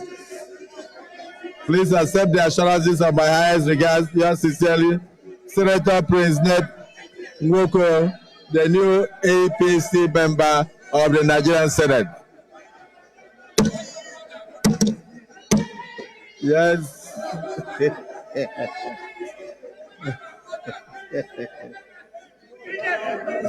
The civil senator, Ned Nwoko. Constitutional point of order.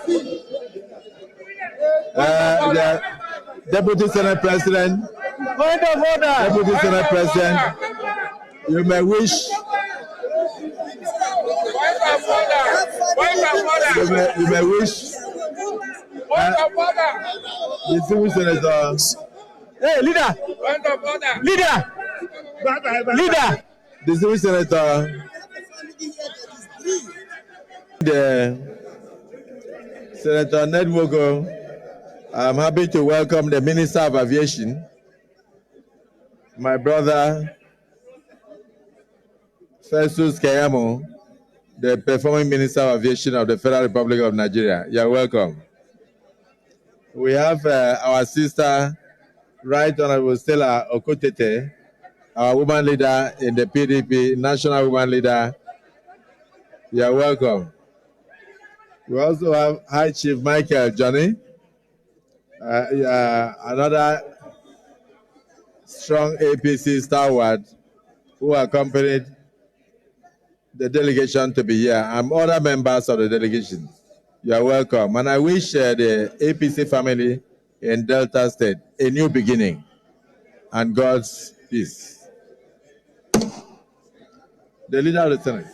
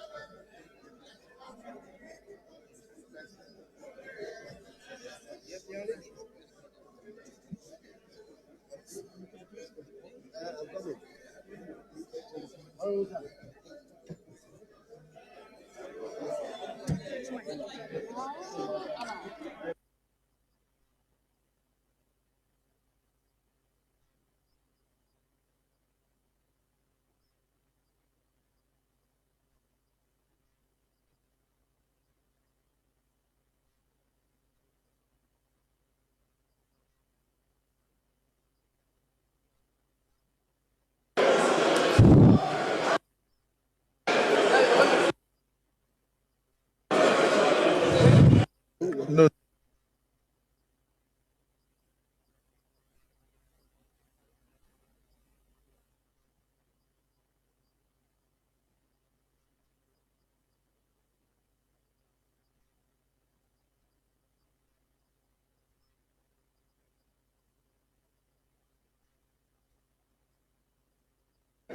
Distinguished senators, order please.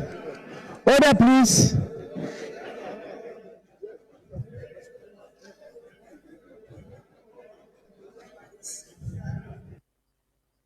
Order please, distinguished senators. This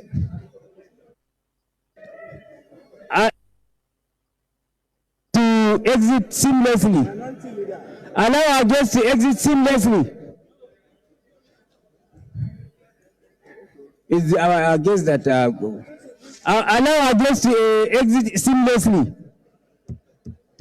Order please. Senator Padamusi.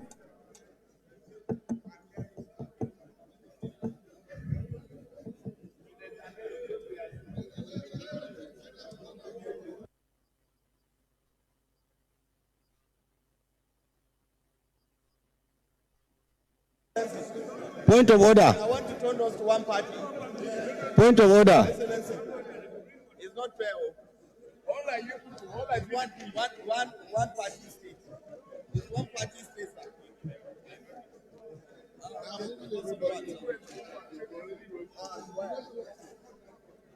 Point of order. You want to change this to one party state.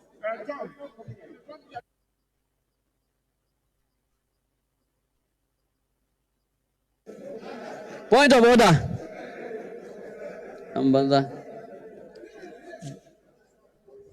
Point of order.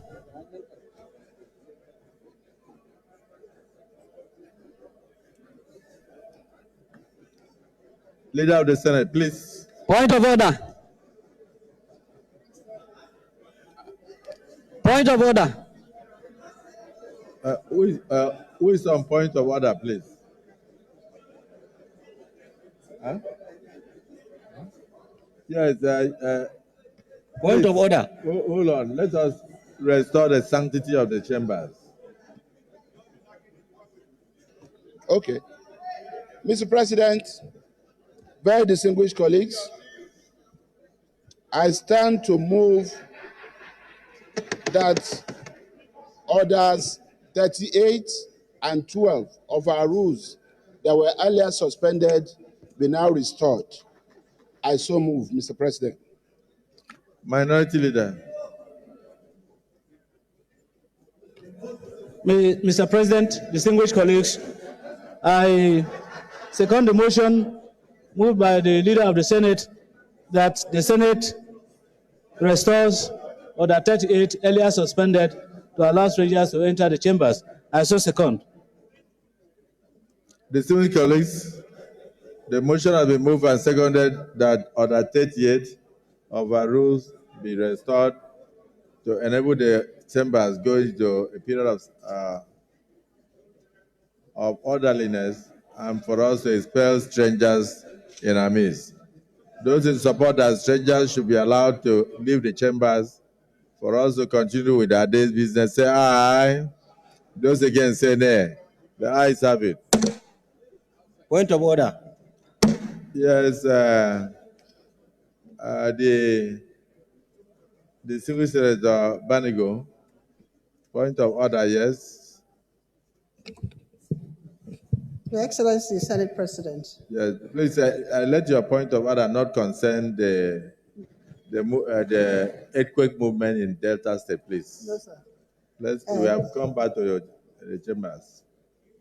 Distinguished senators, I rise on order of urgent public importance under Order 41 and 51 in respect of the fire outbreak that took place in the oil spillage at Bukuma in Degema local government area.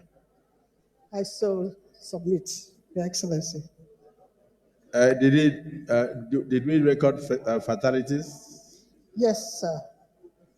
Okay, distinguished colleague, she mentioned this issue to me, and now that she has moved it and we are already out of the Order 41-51, is it the view of the Senate that she be allowed to bring this up as a proper motion on the next legislative day? Those in support say aye.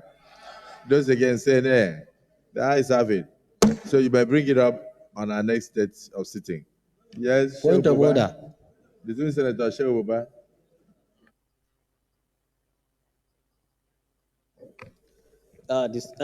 Thank you, Mr. President of the Senate, distinguished colleagues. My name is Senator Shehu Umar, representing Bauchi South. My point of order is on 4151. Mr. President, distinguished colleagues, if you permit me, I shall read the order.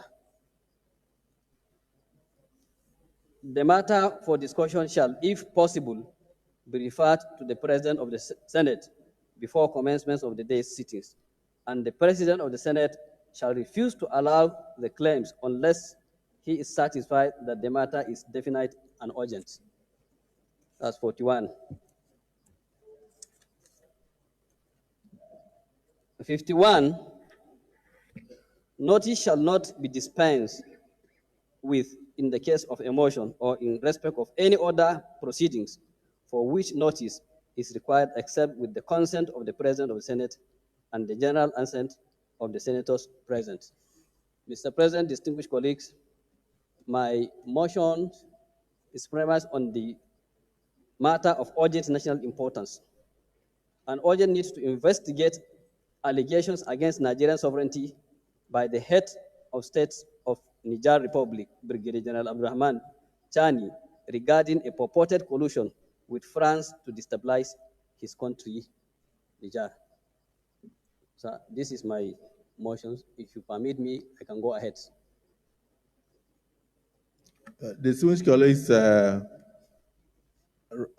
colleague had brought this to my attention that he has a motion of urgent national importance in respect of remarks and broadcast by the head of state of Niger Republic, accusing Nigeria of connivance and conspiracy. And terrorist group. Conspiracy with France and terrorist group to attack Niger Republic. He believes that this is totally unfounded, and he would like the Senate to discuss the issue. In view of the time and the mood of the Senate, I will suggest that he should,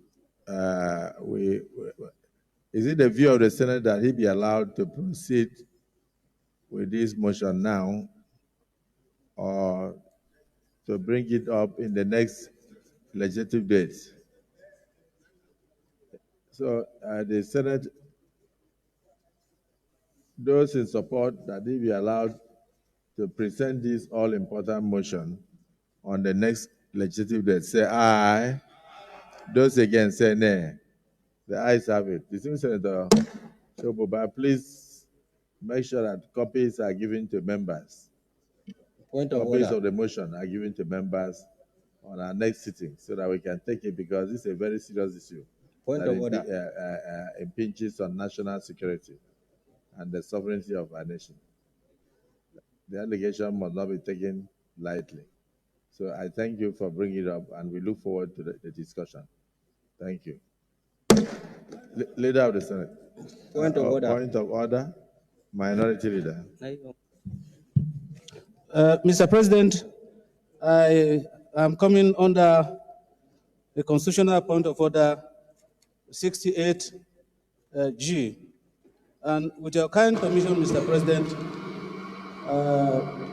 without prejudice to the mood of the Senate, Mr. President, if you allow me, I will raise this point of order. And point order 68 touches on the tenure of seats of members. And so, Mr. President, today we have what has been characterized as earth-shaking, earth-moving. Your point of order is on... Constitutional point of order. Read this section of the Constitution. Okay, Mr. President. Mr. President, orders, point of constitutional order of the Federal Republic of Nigeria Constitution 1999 as amended, Section 68. A member of the Senate or of the House of Representatives shall vacate his seat in the House of which he is a member if he, G, being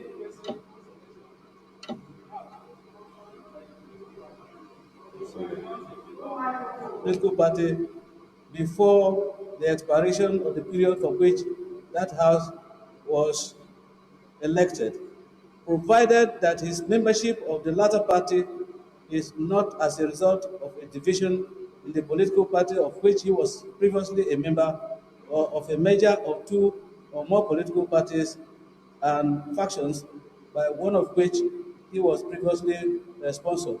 Mr. President, I feel very sad today Stop. that one of us... You move a point of order, and I said what section of the Constitution, and you read it. I want you to read it again. The point of order you raised says that anybody who is sponsored by a political party shall remain in that political party except the political party is in turmoil. Yeah, I want you to read for members to hear. That's what I'm saying. Let him finish. No, I said we must put it on record, the provisions of our Constitution. That is the purpose of my coming under Order 68G of the Constitution of the Federal Republic of Nigeria. Because, Mr. President, as I'm speaking to you now, there is no division in PDP. We may be having issues in PDP. There is crisis, no doubt about it, but definitely there is no division in the rank and file and the leadership of the PDP. Thank you, Mr. President. your point of order is noted. Yes. Mr. President, Barrow Jibrin is my name. I'm also coming under constitutional point of order in respect to Section 68, subsection G of the Constitution. And I go directly to that area. Provided that after all the lengthy explanation about the campment, one coming from one party to the other, cross capital, it is stated that clearly that Constitution allows any to decamp, allows any senator or member of House of Assembly to decamp, provided that there is a division in the political party of which he was previously a member, or a merger of two or more political parties or fashioned by one of which he was previously responsible. Mr. President, everybody knows in this country that is a split in the PDP. You have the wicked faction, you have Bala Mohammed and his co-faction, and so on and so forth. Even a boy on the street knows this. And why is the minority leader telling us? There is a faction, Mr. President. Do you belong to wicked faction or Bala Mohammed faction? Which faction do you belong? Mr. President, there are factions. So what our colleague did, there are two factions, two divisions. There's wicked division. Mr. President, you have the wicked faction. You also have Bala Mohammed, who has his own faction. Even in Ekiti State. So, Mr. President, what he has done is in line with our Constitution. It's in line with our Constitution. Distinguished Deputy Senate President, your point of order, in your submission, you failed to ask the minority leader one small question. Who is your national secretary? Why I'm mentioning this to you is that the governors have their national secretary, the other members have their national secretary. Point of constitutional order. I mean, I'm not supposed to know, but I am also a Nigerian and a politician. But I know that for them, once there is a division in the NWC, not at the state level, once there is a division in the NWC, the National Working Committee, any member of the party has the right to look for succor elsewhere. Very fundamental and constitutionally guaranteed. So if the minority leader can answer me currently, who is the national secretary? Because the national secretary is leading a different faction, and the other national, in fact, there is one of our colleagues, Sam Daddy, Senator. We don't even have to go there. Your point of order is upheld. Yes.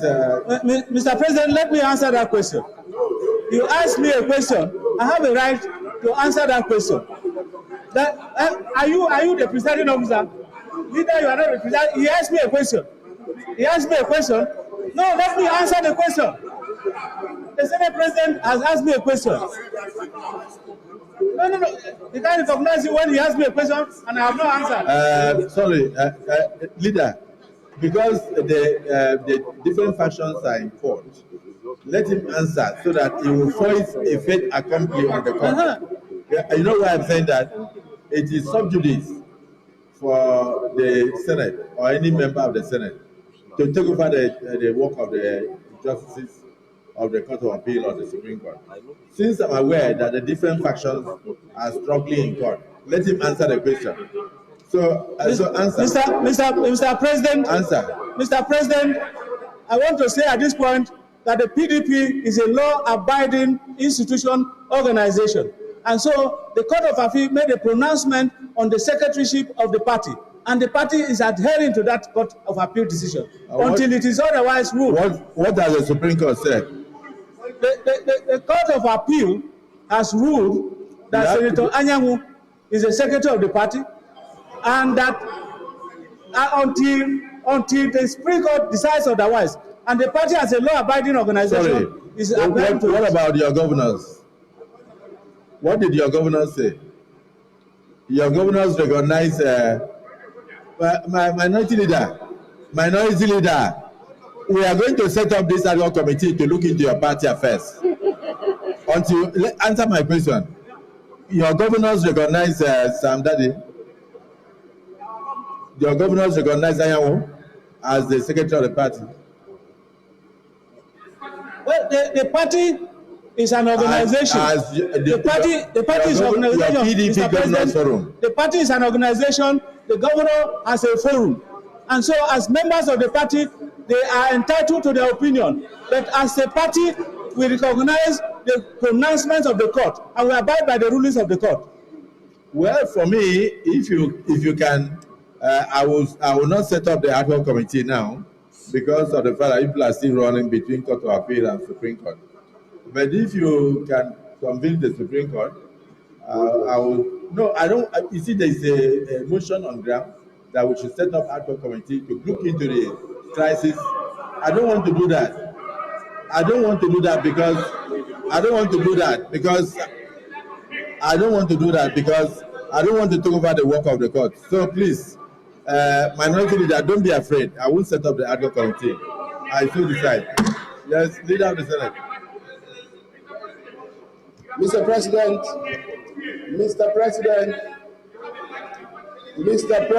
oh, minority leader, you don't go. Mr. President, and very distinguished colleagues, I am rising on a constitutional point of order. No, that's not true. I'm writing on a constitutional point of order. This table president. I will not set up that act. Mr. President.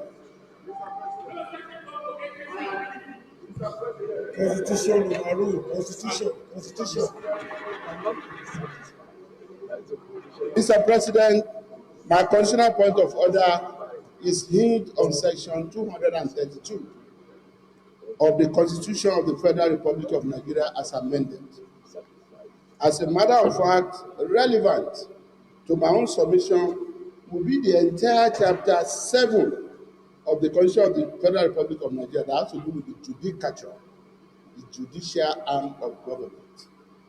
While I want to thank the minority leader for the grandstanding that he has done on the floor today, which was expected of him as the minority leader anyway, and I want him to know that the PDP secretariat has already taken note of his action here, and I congratulate him on that. However, this is a matter that rests squarely on the Constitution, the right of every legislator to cross carpet. And the Constitution defines the circumstances under which that can happen. And our own rules also take legislative note of that constitutional provision. The minority leader himself defeated himself by reading the proviso to section G, section 68, sub G. The proviso, whether or not there is division in PDP, is a matter of fact that will not be tried on the floor of this Senate.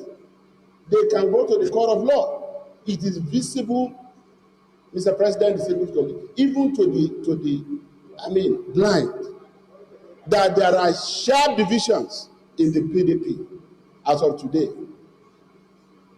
Wike is leading one faction, and the other faction is being led by, the other Mohammed.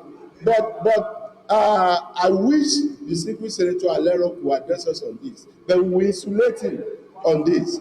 And even Senator Ningi, we will insulate him on this. Mr. President, I want to appeal that you save the precious time of this Senate by ensuring that we bring this discussion and this debate to a close, because it is an attempt to distract us. It is an attempt to take away from the credit of the APC that has gained a major, member today. And it is also an attempt to fetter the discretion of other members of PDP and other minority parties who may be looking forward to join the APC. It is the constitutional right of everyone to cross carpet, as long as you fulfill the constitutional provisions of section 68 of G. And if anyone is in doubt as to that, the courtroom is waiting to adjudicate on this. I thank you, sir. We cannot take over the job of the court. Mr. President, we are not afraid of the court.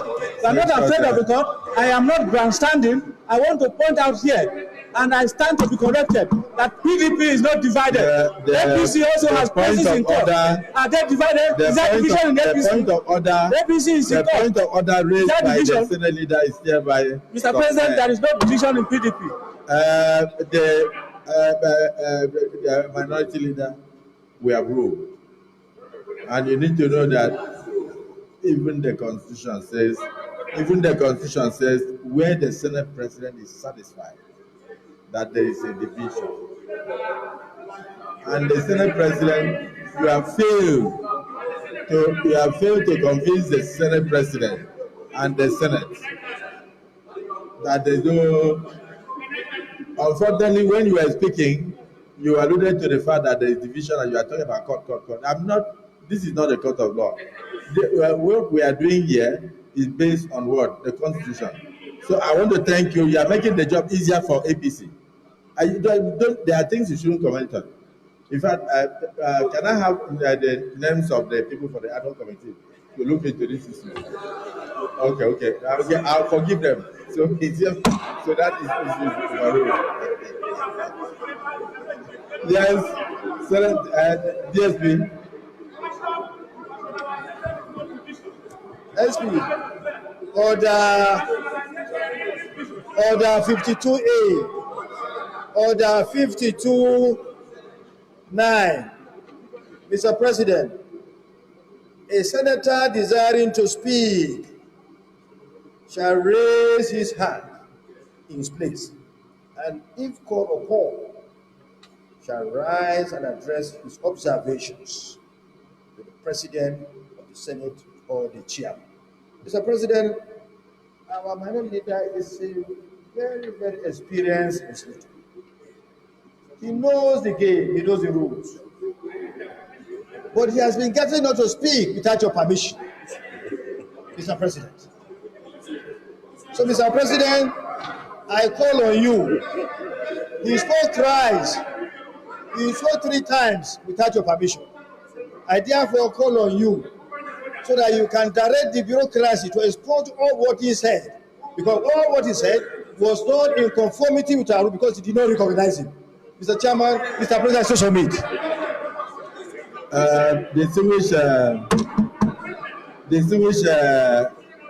Distinguished Deputy Senate President, you know I am a Democrat, and you know I am very liberal. And sometimes I give a lot of respect to even those who do not deserve the respect. But in this particular case, the minority leader will be blamed by his own faction of the PDP if he did not stand up to say what he said. So the word we know that what happened is it was nothing but grandstanding. And he also knows that once there is a clear-cut division in the NWC, that any member can go to wherever he wishes. So I don't want us to, we are hide under one finger. Minority leader, your point of order is noted.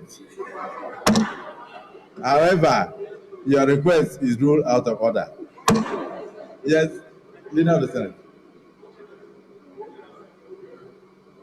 I thank you, Mr. President, and very distinguished colleagues. The first business of the day is the presentation of a bill standing in the name of most distinguished Senator Moro Abba Patrick, the minority leader, on the Federal Polytechnic Act Amendment Bill 2025, SB 683. Mr. President, you may wish to invite the Clerk of the Senate to read the short title of the bill. Clerk of the Senate.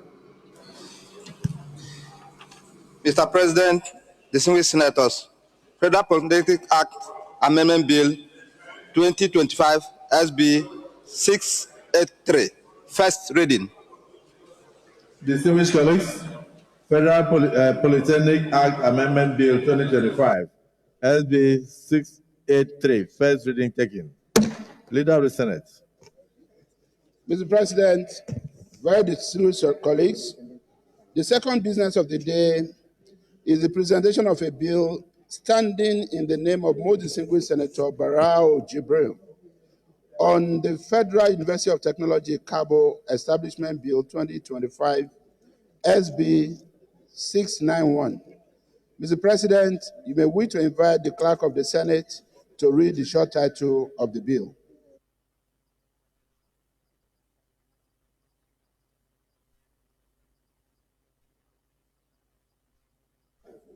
Okay, Clerk of the Senate. Mr. President, distinguished senators, Federal University of Technology Cabo Establishment Bill 2025 SB 691, first reading.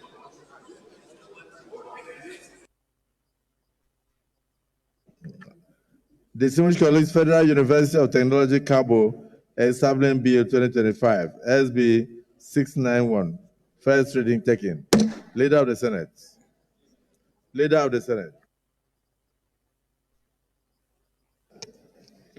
Mr. President, very distinguished colleagues, the third business of the day is the presentation of a bill standing in the name of most distinguished Senator Onyewuchi Ezenwa Francis on the Police Act Amendment Bill 2025 SB 688.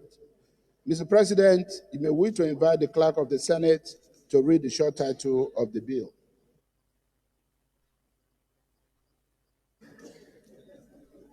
Clerk of the Senate. Mr. President, distinguished senators, Police Act Amendment Bill 2025 SB 688, first reading. Distinguished colleagues, Police Act Amendment Bill 2025 SB 688, first reading taken. Leader of the Senate.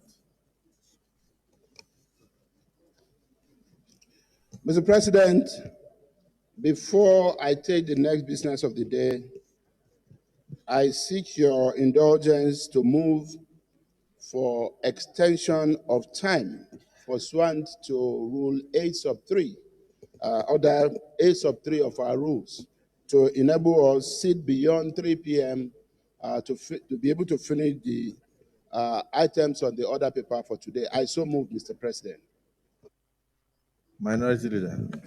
Mr. President, distinguished colleagues, I second the motion that the Senate do extend its time beyond 3 o'clock to enable the Senate to conclude its items on the order paper. I so second. Distinguished colleagues, those in support of the motion extending the time of our sitting beyond 3 o'clock, say aye. Those against, say nay. The ayes have it. Yes, Leader of the Senate. Mr. President, very distinguished colleagues, the fourth business of the day is the presentation of a bill standing in the name of most distinguished Senator Osita Ngu on Federal Medical Center Udi, Enugu State Establishment Bill 2025 SB 689. Mr. President, you may wish to invite the Clerk of the Senate to read the short title of the bill.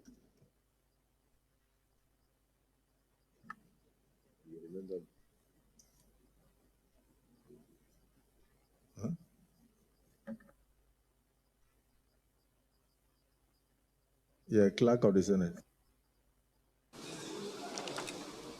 Mr. President, distinguished senators, Federal Medical Center Udi, Enugu State Establishment Bill 2025 SB 689, first reading.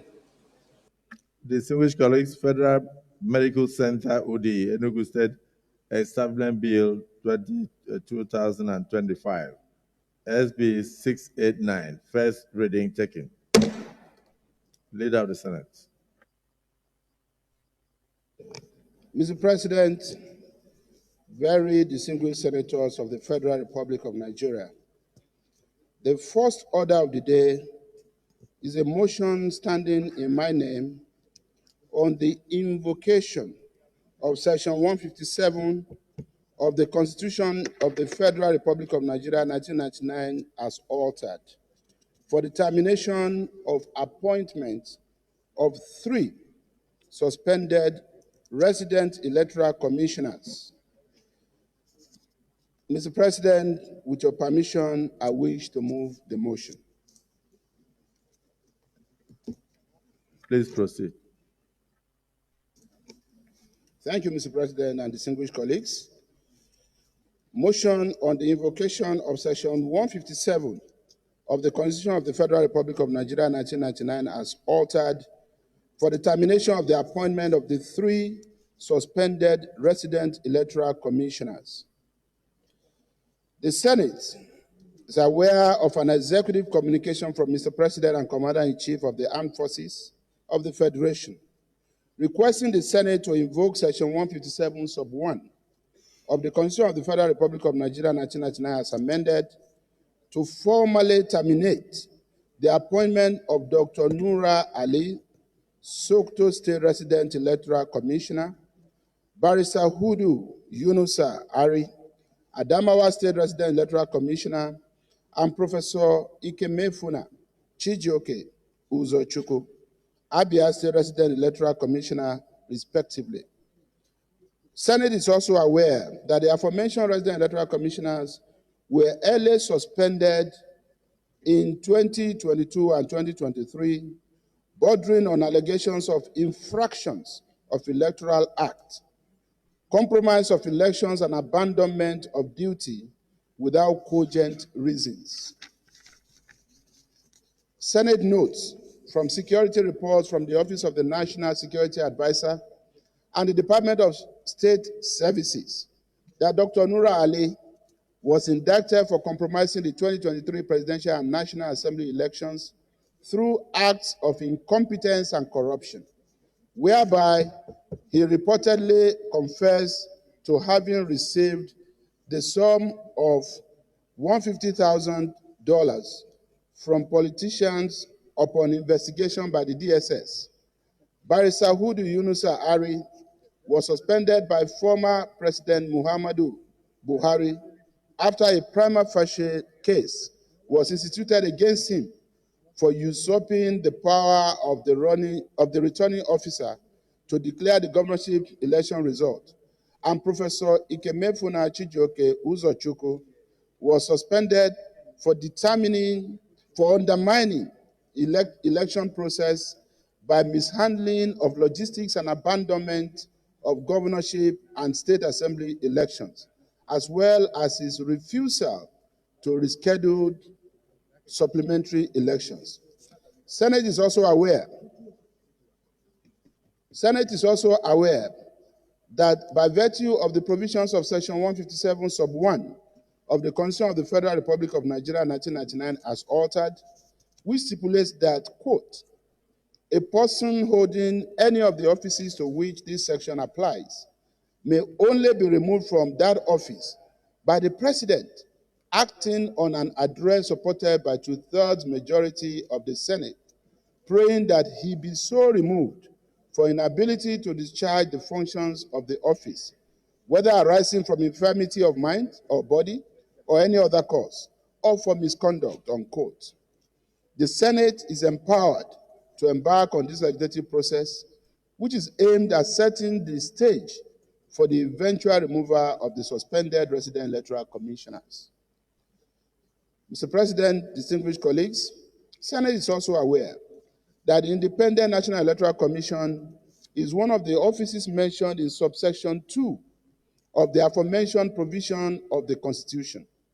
Accordingly, it is apt for the Senate to invoke and activate the provision of Section 157, Sub 1 of the Constitution to remove the suspended resident electoral commissioners in line with the resolve of the 10th Senate to uphold the rule of law and sustain the ideals of morality and the tenets of corporate governance in Nigeria. Accordingly, resolves to invoke and activate the constitutional provision as enshrined in Section 157, Sub 1 of the Constitution of the Federal Republic of Nigeria 1999 as altered by forwarding an address supported by 2/3 majority of the Senate to be acted upon by Mr. President for the official removal of Dr. Nura Ali, Sokoto State Resident Electoral Commission, Barrister Hudu Yunusa Ari, Adamawa State Resident Electoral Commissioner, Professor Ikemefuna Chijioke Uzochukwu, Abia State Resident Electoral Commissioner, respectively. Mr. President, distinguished colleagues, I so move. Minority Leader, you may wish to second the motion. Mr. President, distinguished colleagues, I second the motion ably moved by the Senate leader on the need to invoke Section 157 of the Constitution of the Federal Republic of Nigeria 1999 as amended for the termination of appointment of the 3 suspended resident electoral commissioners. Mr. President, with your kind indulgence, I make a few comments. Mr. President, I'm aware that this present administration has promised Nigerians that they will fight corruption in all its ramifications. And so, for this purpose, for this reason, the termination of these officers who appear to have compromised themselves will serve as a very veritable deterrence to other officers in the public service. I therefore urge my colleagues in the Senate to support this motion to further enhance the capacity of anti-corruption agencies in the country to carry out their duties without fear or favor. I so second, Mr. President. Thank you.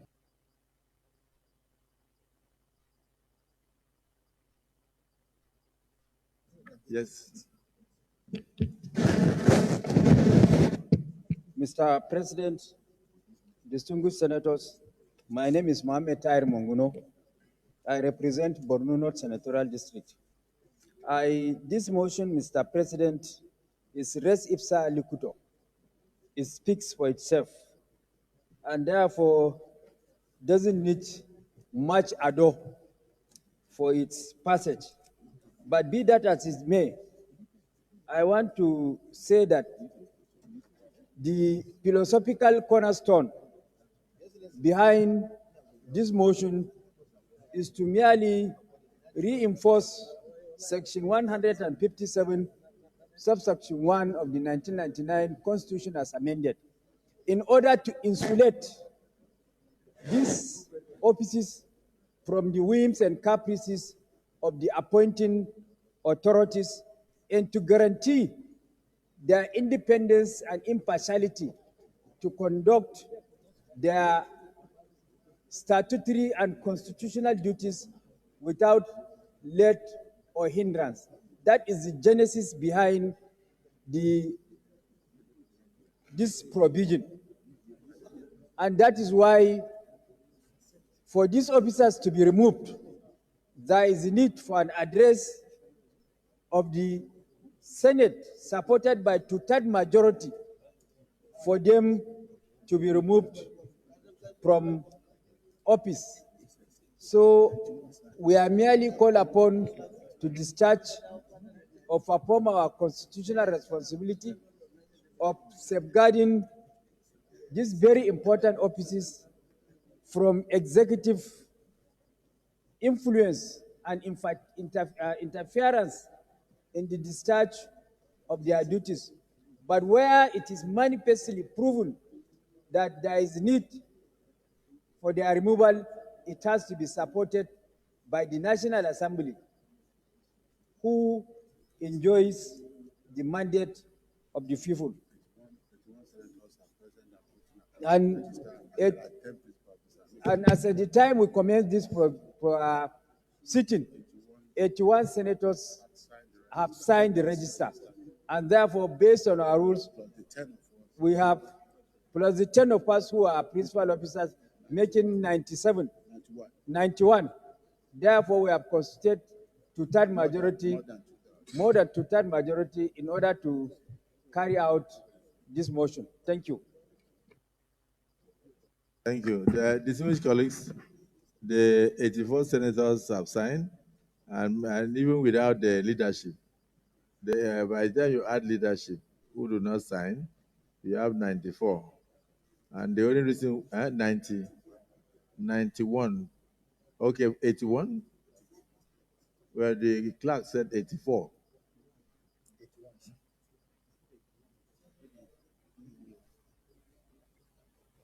Okay, you said 81? 81 plus the leadership, that is 91. 91, that is clerk, is that more than two-thirds? Huh? More than two-thirds. Okay, so I put the question.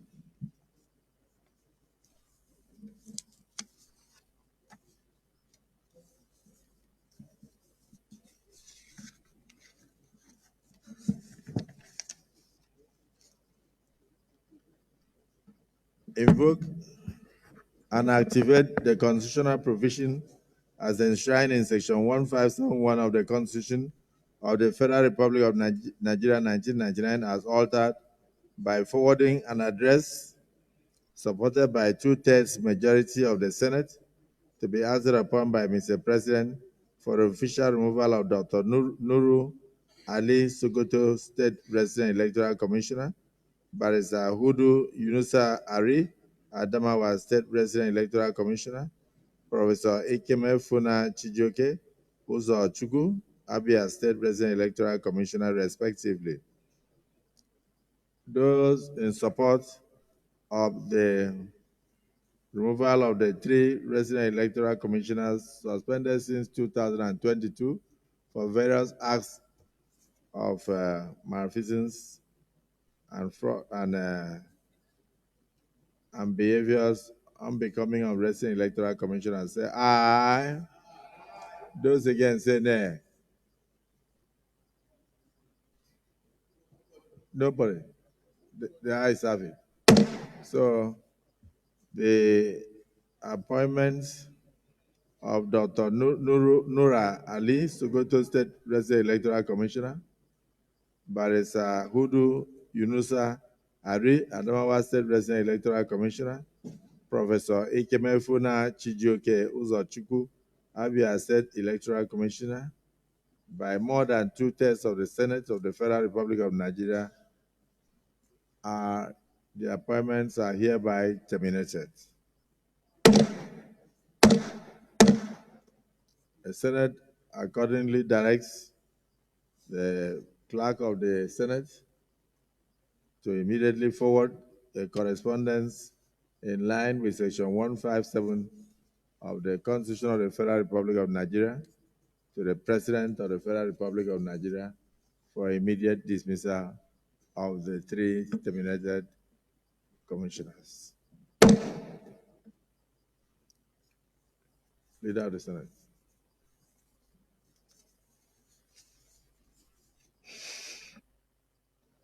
Mr. President, very distinguished colleagues, the second order of the day is the presentation and consideration of the report of the Committee on Ethics, Code of Conduct, and Public Petitions on the screening of members of the Code of Conduct Bureau. Mr. President, you may wish to invite most distinguished Senator Neda Bernard, Chairman of the committee, to move the motion for the Senate to receive and consider the report.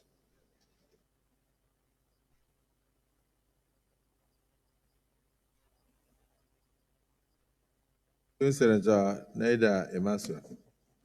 Thank you, Mr. President, distinguished colleagues.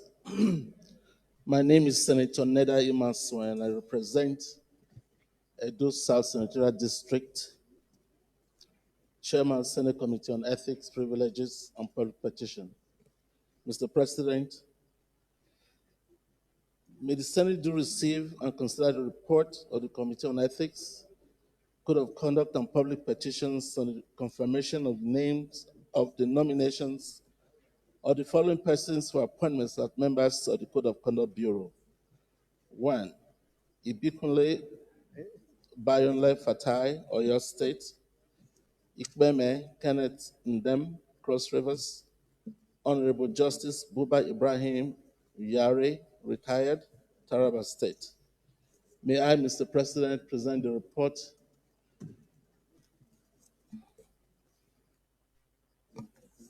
Mr. President, this report was, let me summarize this report. The report was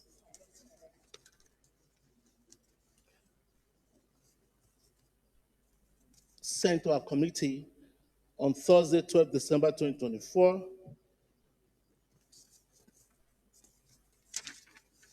Sorry about that.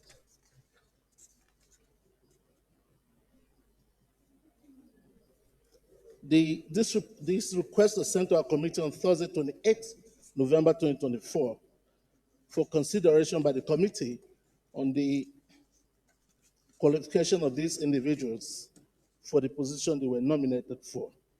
The nominees appeared before the committee for screening on Thursday, 12 December 2024 at our hearing room 120 in the Senate building.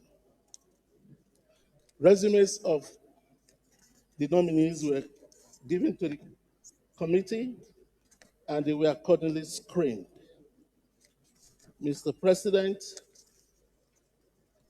the necessary questions were asked, the schools they attended, their qualifications, their experiences, and the report of the security agencies were also presented to us.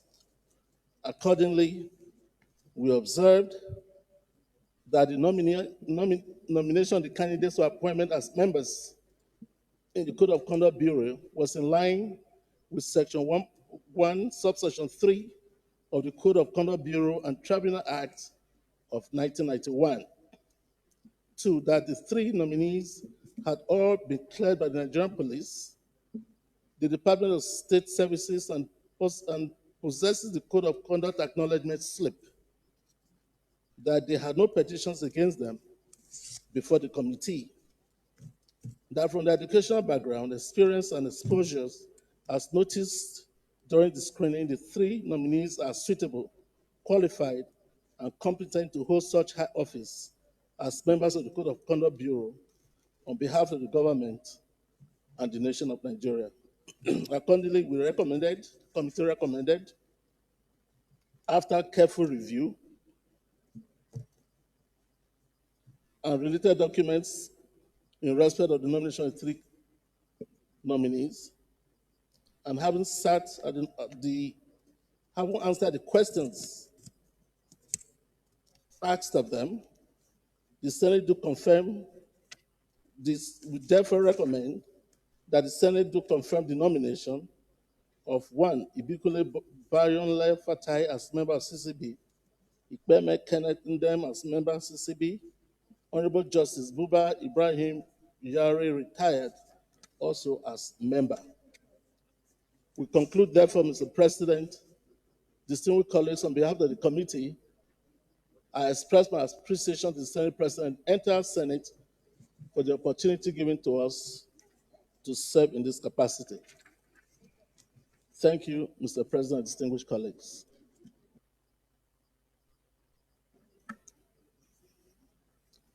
Yes, Senator Hanga.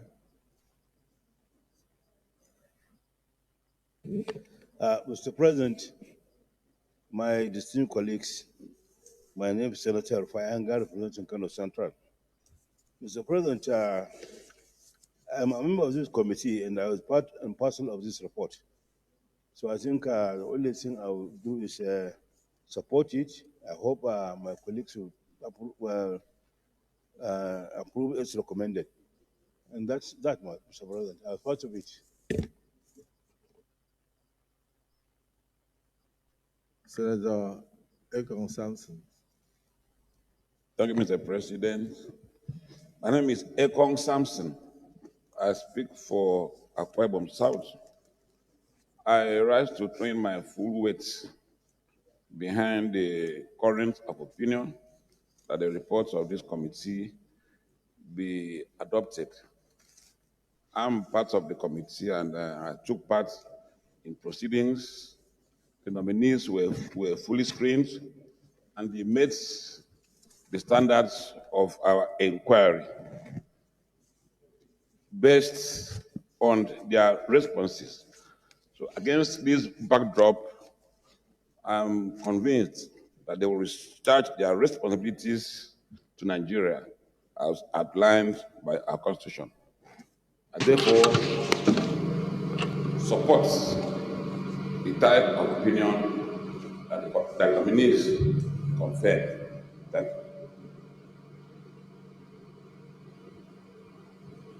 Yes, Deputy Senate President. Mr. President, Honorable is my name. This report is being submitted by the Committee of Ethics Committee and by the chairman. And 2 members of the committee have supported the report. Well, we are part and parcel of the report, so there was no need for you to even say about the report in the first place. But for us, other members who are not members of the committee, they had to speak on the report, but not you. So I'm here and now give my support, which is the real support needed. Because what is needed is support and the concurrence or the agreement to what is here by those of us who are not members of the committee. But going by what I'm saying here, the way the committee did its job, by the respected committee members, led by Elder, who we know is someone that is always thorough in whatever he does. This committee has done a wonderful job. Very, very good job, well researched, they made there are findings on the pedigrees of each of the nominees. And what they've done clearly gives the background check needed to screen anyone that is going to work under this very, very important body. It's a body that should have people that are upright, that have sound track records, those who have not been indicted on anything at all, those who are known to be good people. And this committee has done a wonderful job by making sure that these people are those that are needed to work in this therefore my opinion, and of course I'm requesting my colleagues to move in line with me to give our notes to the confirmation of this. You've done a wonderful job. Thank you, Mr. Chairman, for doing a thorough job. Thank you, members, for doing a thorough job. And I commend them what they've done. Therefore, that much I do, Mr. President, we should go ahead and give our notes so that it can be confirmed, because all what is needed has been got to here.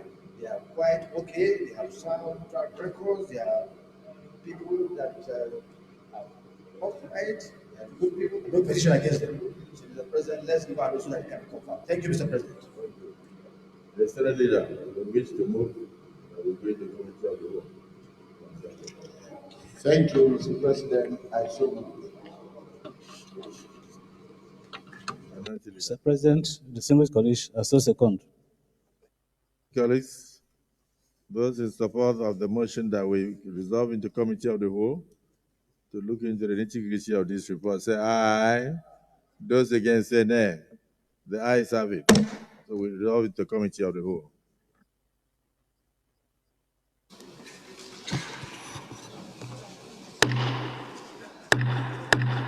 Distinguished colleagues, will the Senate approve the nomination of Ibukunle Bayonle Fatai, representing Oyo State, for appointment as member of the Code of Conduct Bureau? Those in favor say aye. Those against say nay. The ayes have it. The appointment of Ibikunle Fatai is hereby approved.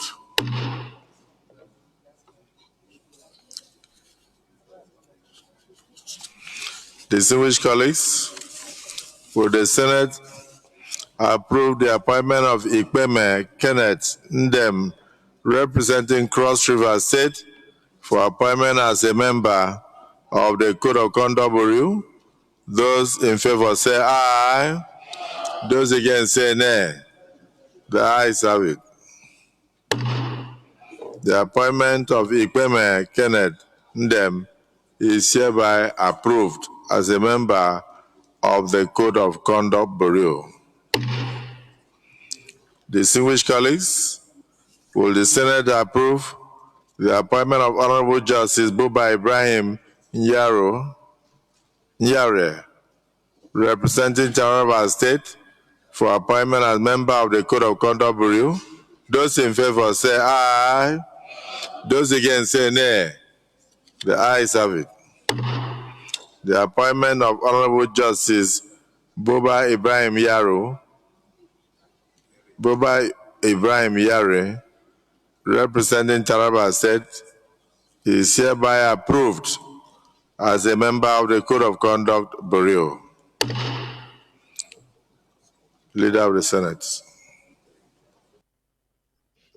Thank you, Mr. President, sitting as chair, very distinguished colleagues. I rise to move that the Senate reverts back to plenary to enable the chairman report progress. I so move. Minority Leader. Mr. President, sitting as chair, I second the motion that the Senate reverts to plenary to enable the chair report progress. I so second. Distinguished colleagues, the motion has been moved and seconded that this August Assembly do revert to plenary for the chair to report progress. Those in support say aye. Those against say nay. The ayes have it. Distinguished colleagues, the Senate in the Committee of the Whole consider the report of the Committee on Ethics, Code of Conduct and Public Petitions on the screening of Mr. President's nominees for appointment as members of the Code of Conduct Bureau, CCB, and approve the nominations of Ibukunle Bayonle Fatai, Oyo State, as member, Ikpeme Kenneth Ndem, Cross River State, as member, Honorable Justice Buba Ibrahim Nyare of Taraba State as member. All of them as members of the Code of Conduct Bureau, CCB. Is this a true reflection of what transpired in the Committee of the Whole?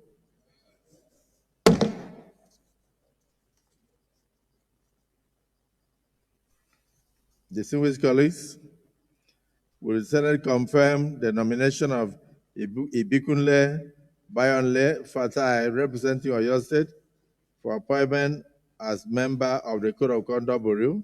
Those in favor say aye. Those against say nay. The ayes have it. The nomination of Ibikunle Bayonle Fatai of Oyo State as member of the Code of Conduct Bureau is hereby confirmed. Distinguished colleagues, will the Senate confirm the nomination of Ikpeme Kenneth Ndem, representing Cross River State, for appointment as member of the Code of Conduct Bureau? Those in favor say aye. Those against say nay. The ayes have it. The appointment of Ikpeme Kenneth Ndem, representing Cross River State, is hereby confirmed for the membership of the Code of Conduct Bureau. Distinguished colleagues, will the Senate confirm the nomination of Honorable Justice Buba Ibrahim Yaure, retired, representing Taraba State, for appointment as member of the Code of Conduct Bureau?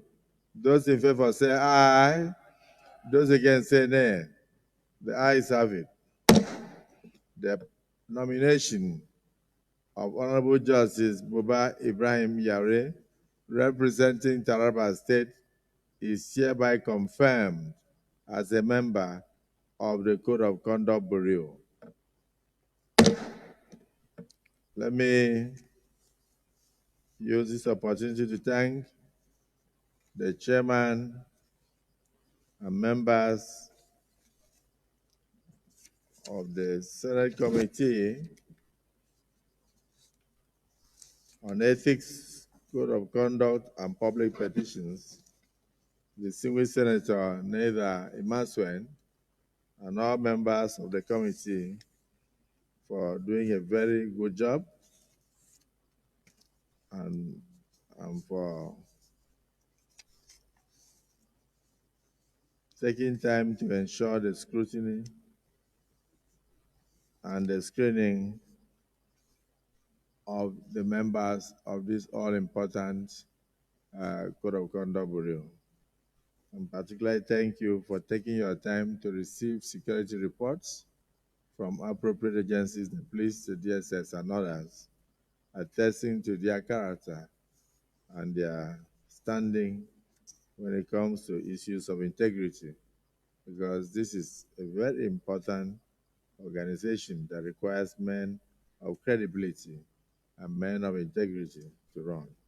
I thank you for doing a good job, and I thank my colleagues for sparing the time to stay beyond the normal hours of the day to carry out all these all-important assignments.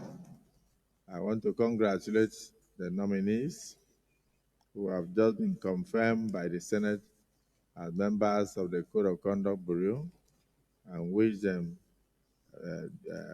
good health, and of course, and wish them Godspeed in their efforts to serve their fatherland. I congratulate all of them.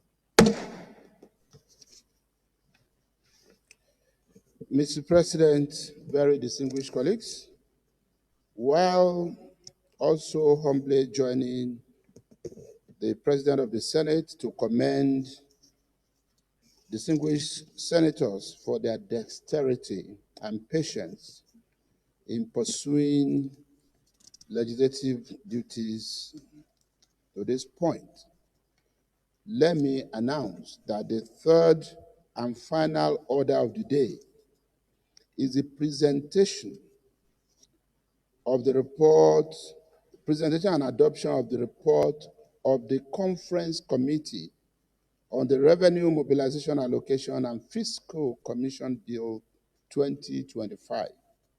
Distinguished senators will recall that the Senate and the House of Representatives passed different versions of the Revenue Mobilization Allocation and Fiscal Commission Bill 2025.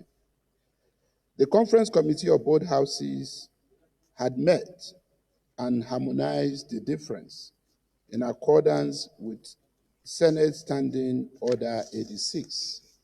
Mr. President, with your permission, I move the motion for the Senate to allow the report of the conference committee to be laid and adopted. I so move, Mr. President.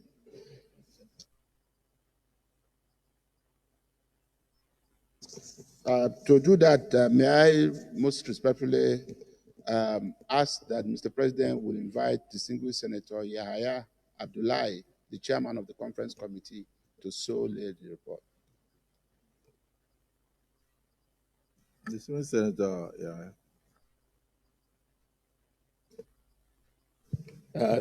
Thank you, Mr. President.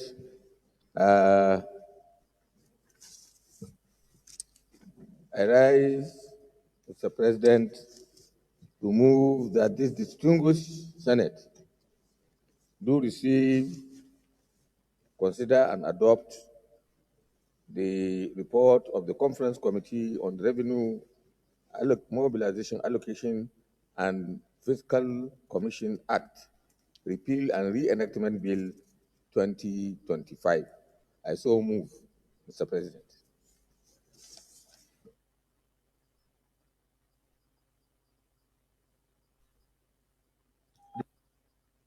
Distinguished Senator Binus Yaro. Thank you, Mr. President. Senator Binus Yaro, Adamawa South. I rise to second the motion that the Senate do receive and consider the report of the conference committee. I so second. Which colleagues, the motion has been moved and seconded that this Senate do receive the conference report on the Revenue Mobilization, Allocation, and Fiscal Commission Act Bill 2025. Those in support of the motion say aye. Those against say nay. The ayes have it. We may proceed to lay the report.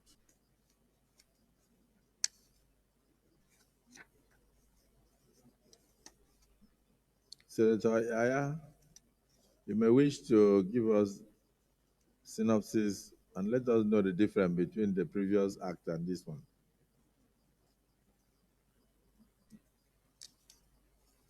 Thank you, Mr. President. The revenue mobilization, well, I want to thank you for giving me this opportunity to make this presentation. The Revenue Mobilization, Allocation, and Fiscal Commission Act, Repeal and Reenactment Bill, was passed by the Senate and the House with some differences, like the leader of the Senate reported. As a result of this, both chambers set up members of the conference committee, of which I happen to be a chairman, and Mr. Wayne Francis Ejiro Kene was the chairman or the co-chairman from the House of Representatives. The membership of the committee is stated in paragraph 2, both Senate, 2.1 Senate, 2.2 House, and the committee met and observed the two bills.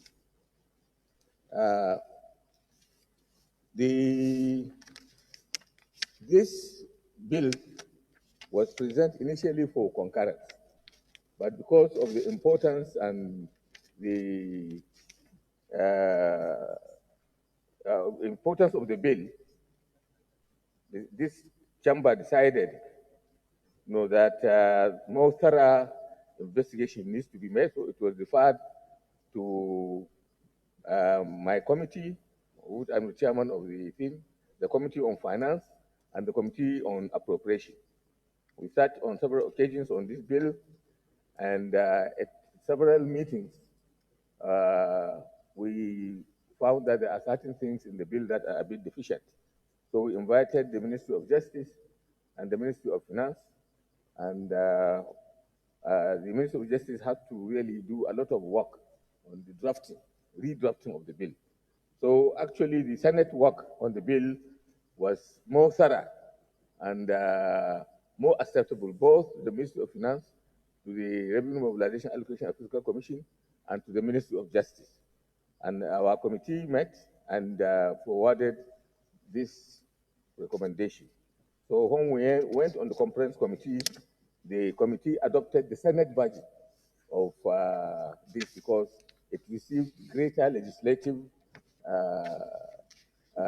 scrutiny, and as a result of this, we are recommending on paragraph 4 that the conference committee hereby recommends for adoption and approval of the harmonized version of the bill as follows: that the Senate House do consider and approve the conference committee report on the Revenue Allocation, Mobilization, and Fiscal Commission.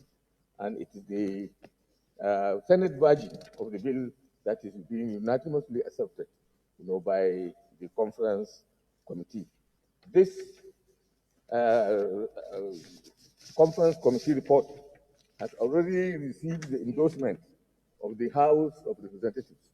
So it is now awaiting the concurrence of the Senate for the bill to go through for legislation. I so submit, Mr. President.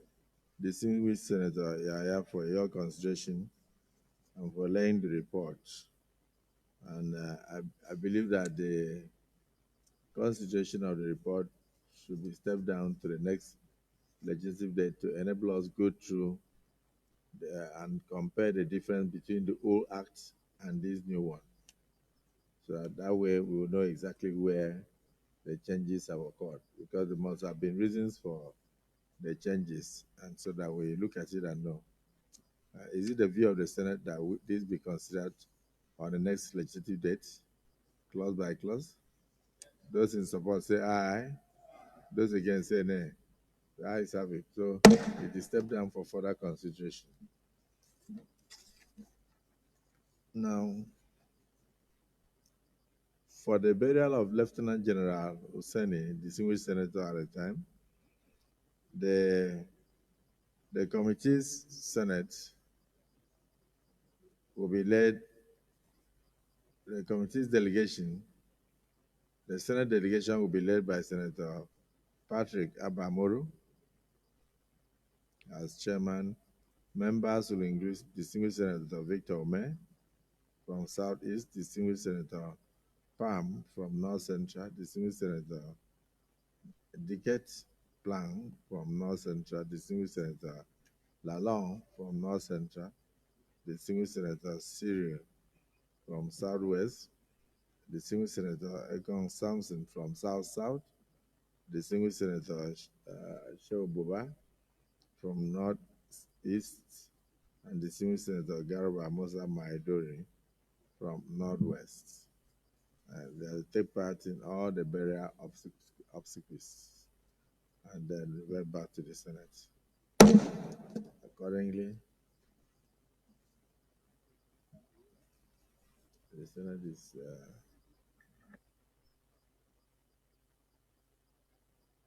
so this Senate is hereby adjourned to Thursday, the 6th day of February at 11 a.m. prompt.